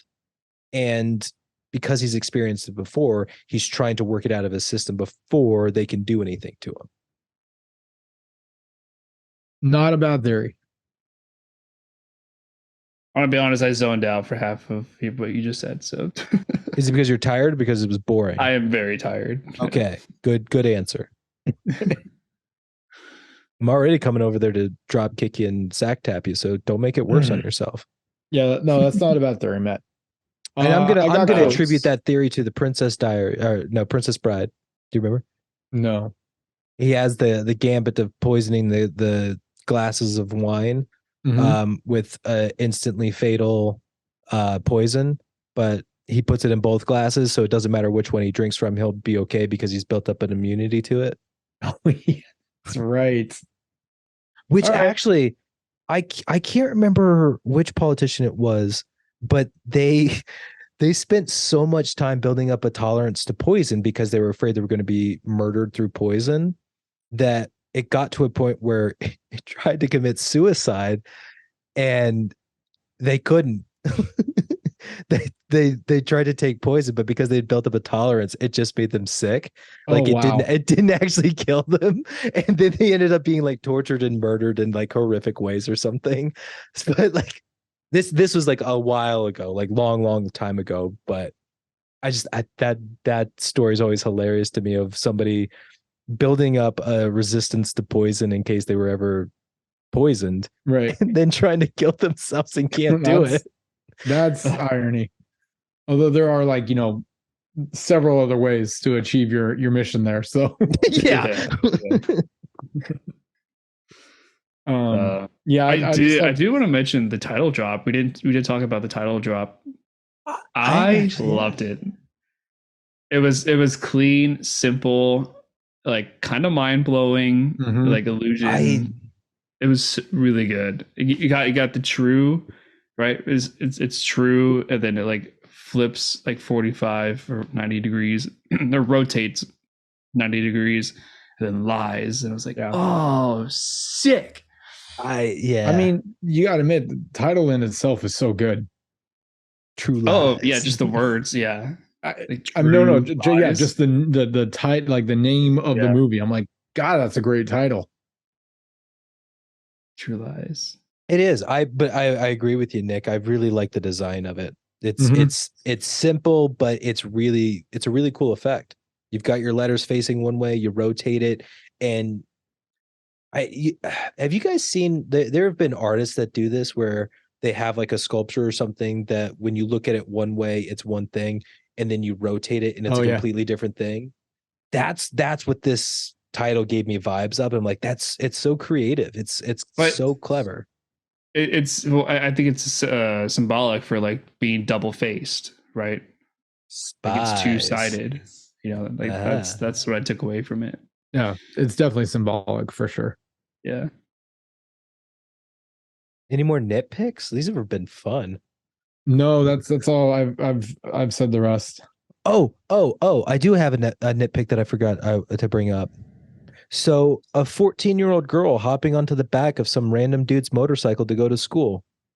Oh yeah, normal. He wasn't a random dude, was he? I mean, clearly this is like some guy she's either been dating or somebody from school or what, like, because they know like got to go to school, but she's a 14-year-old girl. That's what's blowing my mind about this. She's 14 years old. The fuck are you doing just letting your daughter hop on the back of a motorcycle to go to school? I don't think he was letting her.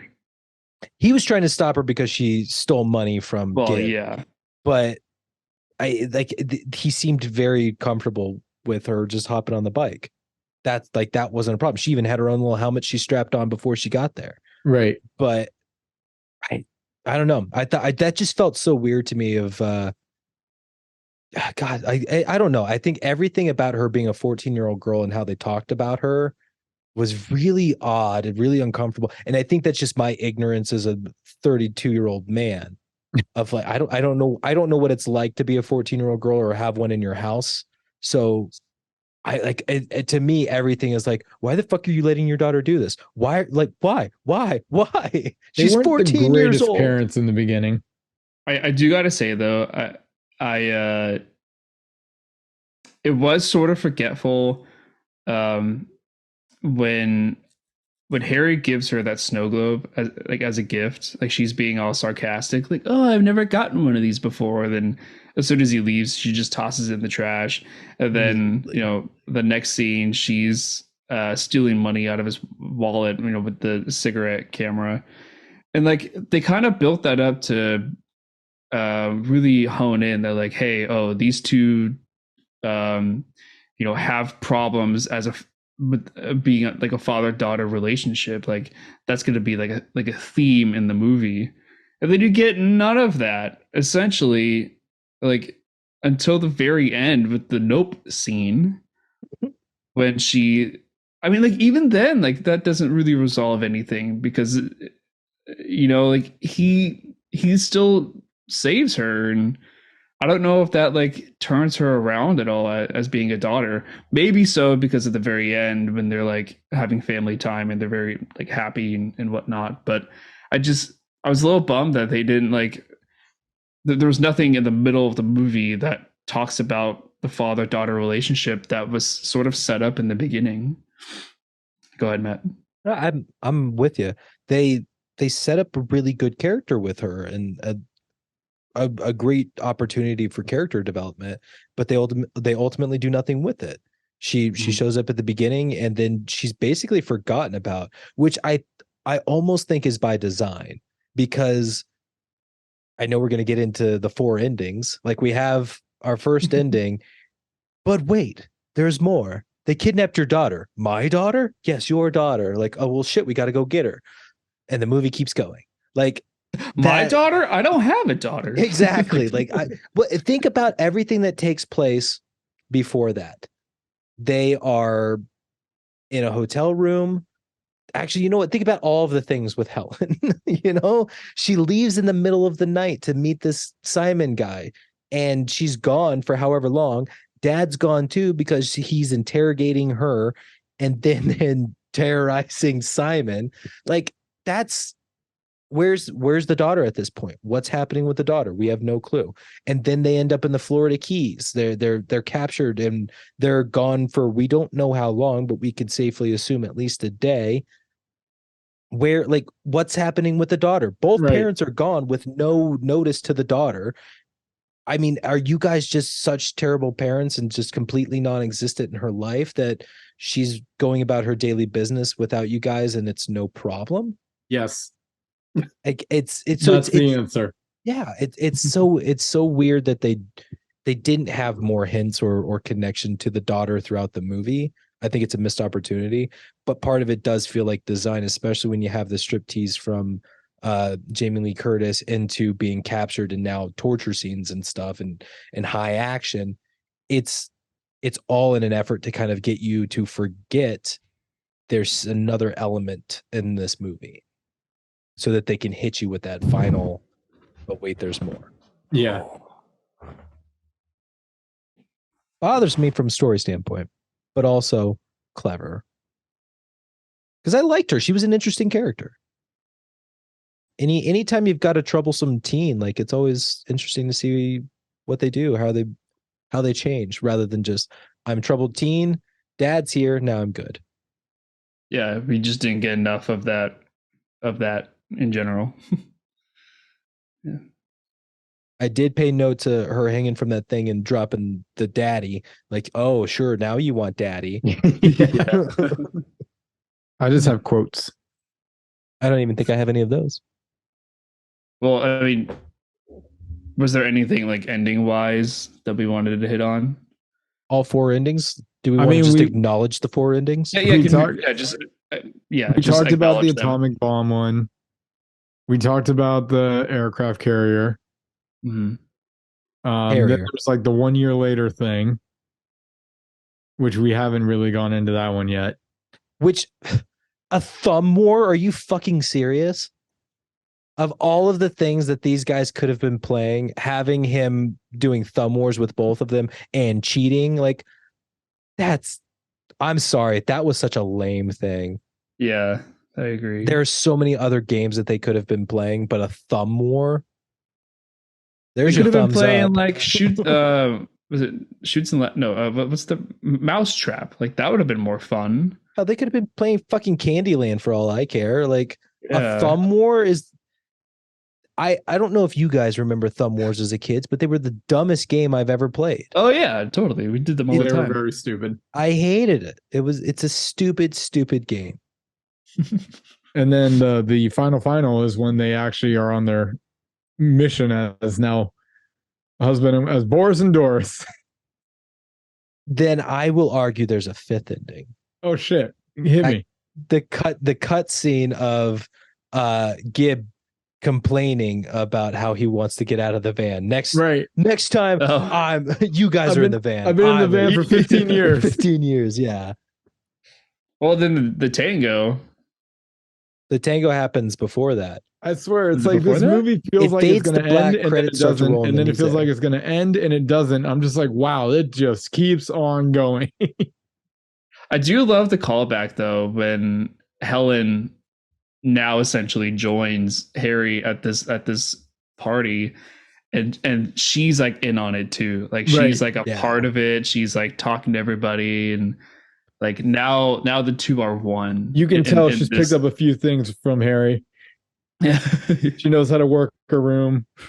Yeah, exactly. And then you get the tango, and I was like, yes, this is what we wanted. And the rose.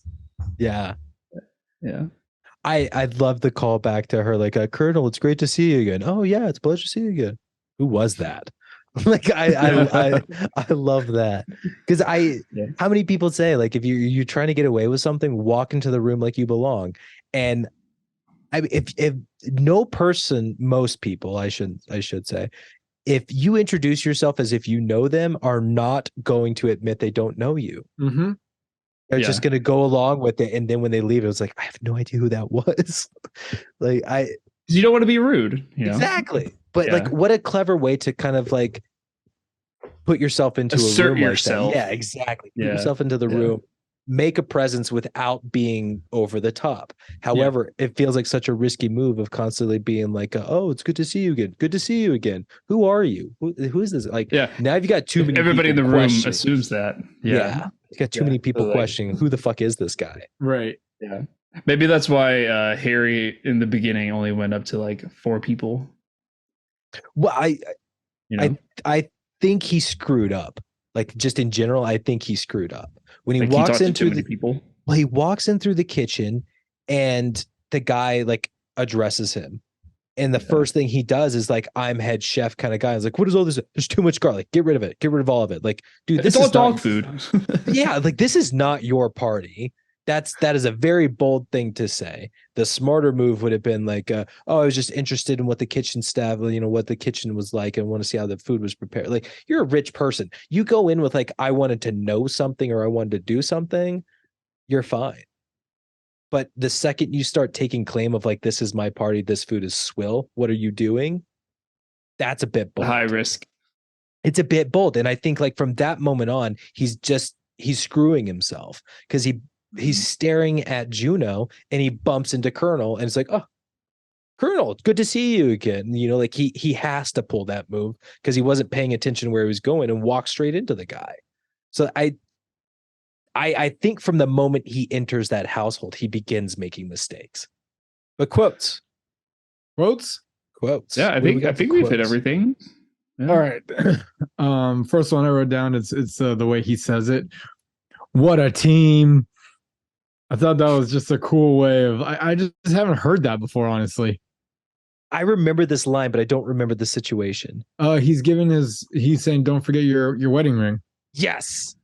And he's basically saying like, thanks for getting my back, bro. Yeah. But in 1994, I guess they were saying, what a team. I liked it. I agree. That was a fun moment. But also just digging deeper into that, it just kind of shows like how out of this relationship he is. Yeah. Man, there's some good subtlety in this movie. This one cracked me up. What kind of sick bitch takes the ice cube trays out of the freezer? Yeah, that's such a good one. Unfortunately, you know what makes that even more funny? You know what makes that even more funny is when I moved into that first apartment, that studio, literally the only thing that like was like a standalone thing were 2 ice cube trays in the freezer. That's hilarious. Like that was the only thing that the previous renter didn't take. See, nobody takes the ice cube tray. I know. Like it's like courtesy to leave them for the next renter.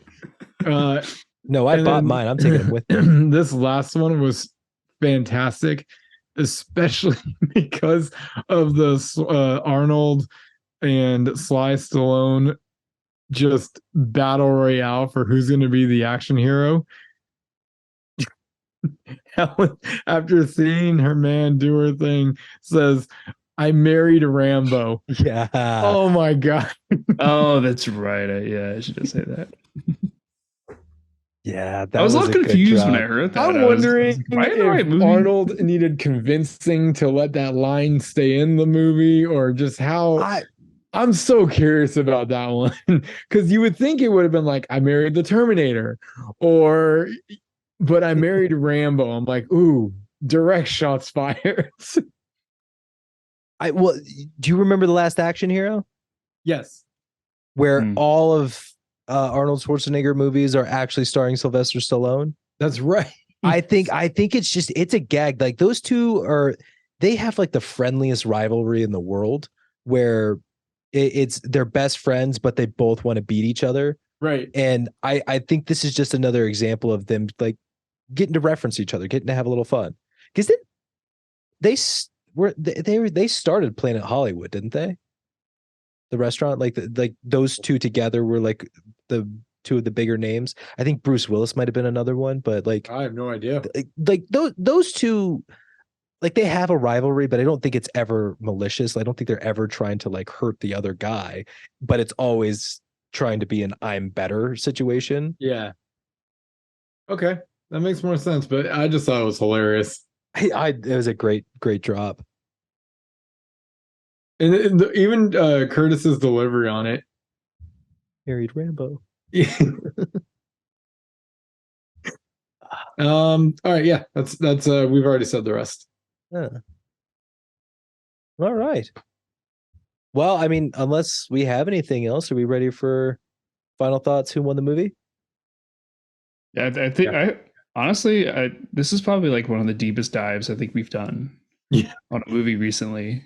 Like, Yeah, I think we hit everything. I think it's the most complete dive we've done in a while, where we've really hit. Like, I really can't think of any other scenes. I agree.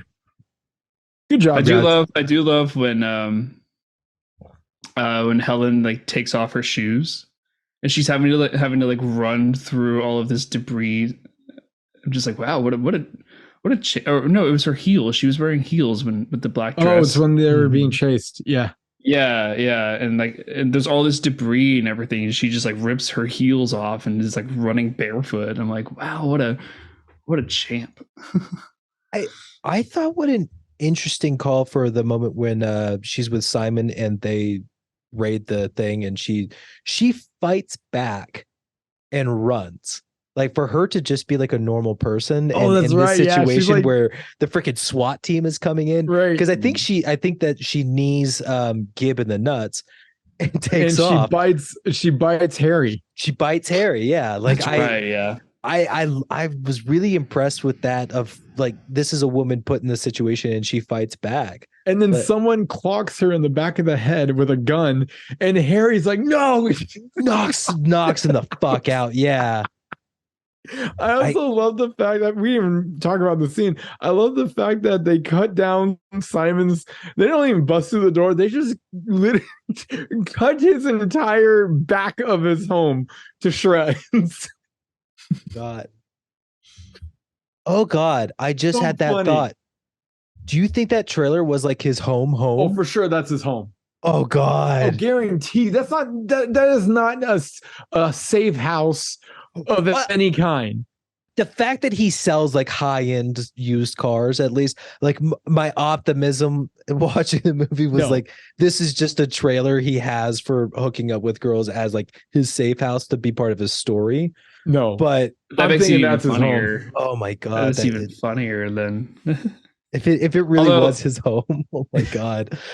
I do love the when Harry is like taking that convertible for a test drive, the way he like parks it back into the parking spot. Mm-hmm. Oh, that was so clean. It was so good. that was a great way to reverse. Was that actually him doing that? Because it looked like he was. I in the think car. it was. It could be. Yeah. I'm sure that he's had plenty of driving training, and That's an easy stunt to practice. Yeah. Like to spin like almost 360 to a parking spot. Like it's crazy. When you know how to do it. Yeah, exactly. I love the little fantasy sequence where Simon is sitting in the passenger seat and he's telling him something, and Harry gets all pissed off and he just poof, and he's just like bloody nose dead, like one hit and he killed him. Yeah. And then it doesn't, because that doesn't feel like a fantasy. And then the way that they cut back to reality, it's like it's such a subtle change. Yeah. It's like, oh god, that was so good. Definitely giving the It was- audience yeah, a that wow was- factor. That was a really good fantasy sequence that like you buy into for a hot minute. Yeah. Yeah, that was good. Okay, now we've covered everything. Yeah. Well, those were certainly the best final thoughts, I think. Yeah. I mean, yeah, no, I'll start. So we really did cover everything. It's just a fun, really enjoyable action movie. It has like this, it has definitely some like James Bondian feel to it with certain, spy tech or the getaways that they have, or even like the Bond villain. There's definitely some Bond villainish things, especially the one that is supposed to torture people. I'm like, okay, so this is like a textbook Bond villain here, and that's okay. We all love James Bond movies, and you're just incorporating something that you love and twisting it and making it your own. And I think they did a really great job with it. It's got some just killer action scenes that you just don't forget, especially when you watch it as an adult. Like you just won't forget them. Who wins the movie? That's a tough one. So I guess my honorable shout outs are going to be to a decent amount of people on this one. It's Arnold, it's Jamie Lee Curtis, it's Tim Arnold, and it's also Tia Carrera. I thought she did just a great job playing a villain. Yeah. And wasn't overstepping it, wasn't underacting it, just really found that zone. Stunning to look at. And just rocked I think you could tell she was having a lot of fun with her role. So those are my 4 honorable mentions, but it's clear as day the winner's James Cameron. The moves that he's doing, the angles that he's picking, the shots, the action sequences that he's doing, it's just like he put his heart and sweat and blood into this one, and it's obvious. And yeah, that just what great talent that he got to work with, and I really think that he exposed it all. Just like us. Yeah, exactly. I'll go next. Yeah, I really enjoyed this movie. It had been so long since I had seen it, and I had forgotten so much. And watching it this time, I was pleasantly surprised with honestly how funny it is. It's a sleeper action comedy that I don't think many people really talk about, but I mean, when it's brought up, everybody brings up what you'd think they'd bring up. And I think this slips through a lot of radars. But this is a really good action movie. So if you like that classic Arnold, you get that classic Arnold. If like you brought up James Bond, it's got lots of those things as well, including the Bond girl, right? Like we get 2 of them. And it's God, you had mentioned Tia being like a villain. I've seen her that I can truly remember seeing her in 2 roles where she is Cassandra, a awesome, badass, hot rock star, and a Hallmark movie where she is like an overbearing mother. Like Wow. It's very different roles, but at the same time, they're very like good people and caring and loving types of people. So to see her in a villain role, especially like this, where she's not a true villain, but she's a bad guy, she absolutely crushes it. She does a phenomenal job. Yeah. So that was a fun surprise reminder for me with her. I'm gonna flip it just a little bit. I agree. James Cameron probably deserves to win this movie because ultimately he adapted this script very well and, as per usual, directed the crap out of this thing. We've been talking about so with that, I want to shout out cinematographer and stuff, the filmmaking team as well, because they did a lot of great stuff. This is a really, really great movie to watch, to see. Like the visuals are fantastic. So huge shout out to them as well. Ultimately, what I'm giving the win to is going to be Jamie Lee Curtis, strictly because I think she had the most to I don't want to say give, that's not the word that I'm looking for, but like she had to put herself in the most vulnerable of positions. So she has to go from this straight-laced boring character to a seductress. Right. And sex symbol. Like she had to go through all of that. She had to literally strip down to her underwear, and I think she had to be the most vulnerable. That's the word I'm looking for. She had to be the most vulnerable in this movie, and I think her performance really shines. Like she did an incredible job. So while I agree, yes, James Cameron probably should win this, I just think that she deserves the special shout out for what she brings to this movie. I couldn't agree with you more. Well, now I got to pick a new winner. No, you don't. We're getting back in sync. I like it. Okay, I'll do this. Okay, final thoughts. Yeah, this is a great movie. I like it a lot. It's a James Cameron movie that I never knew about. Yeah, and like obviously this is, you know, between like Terminator and Titanic, you know, so it's solid. It's really good. And yeah, I really enjoyed the comedy, and the action was excellent. The special effects were excellent. The writing is like, the storytelling writing is okay, but the comedy is great. I'll give an honorable mention to the horse in the hotel. I think that has to be like my favorite, like my favorite moment, like my favorite scene in this whole movie is the horse in the hotel, alongside, you know, dancing JLC. Like those are like my top two scenes for sure. But yeah, but as far as the winner goes, I have to give it to Jamie Lee Curtis as well. She's just so much fun to watch. Like she's just great. She has such a dynamic like character arc in this movie. Mm-hmm. Like she really goes from character A to character Z, like in the span of 2 hours. Yeah. And Arnold is great too. Like he kills it. You know, but it's, you know, he's kind of the same thing, just in every movie, just in a different setting, I guess. So he's always fun to watch, but I think Jamie Lee Curtis had the best. She was the best actress to watch. So, go ahead, Matt. It's nothing important, but like I was looking at James Cameron's directing credits. So he did Terminator 2 in 1991. Then he does True Lies in 1994, and then Titanic in 1997. Like, as far as a director, dude is unstoppable. That is, wow, back to back to back. Yeah, just like bangers. I mean, these movies take probably what, like 2 years to make, right?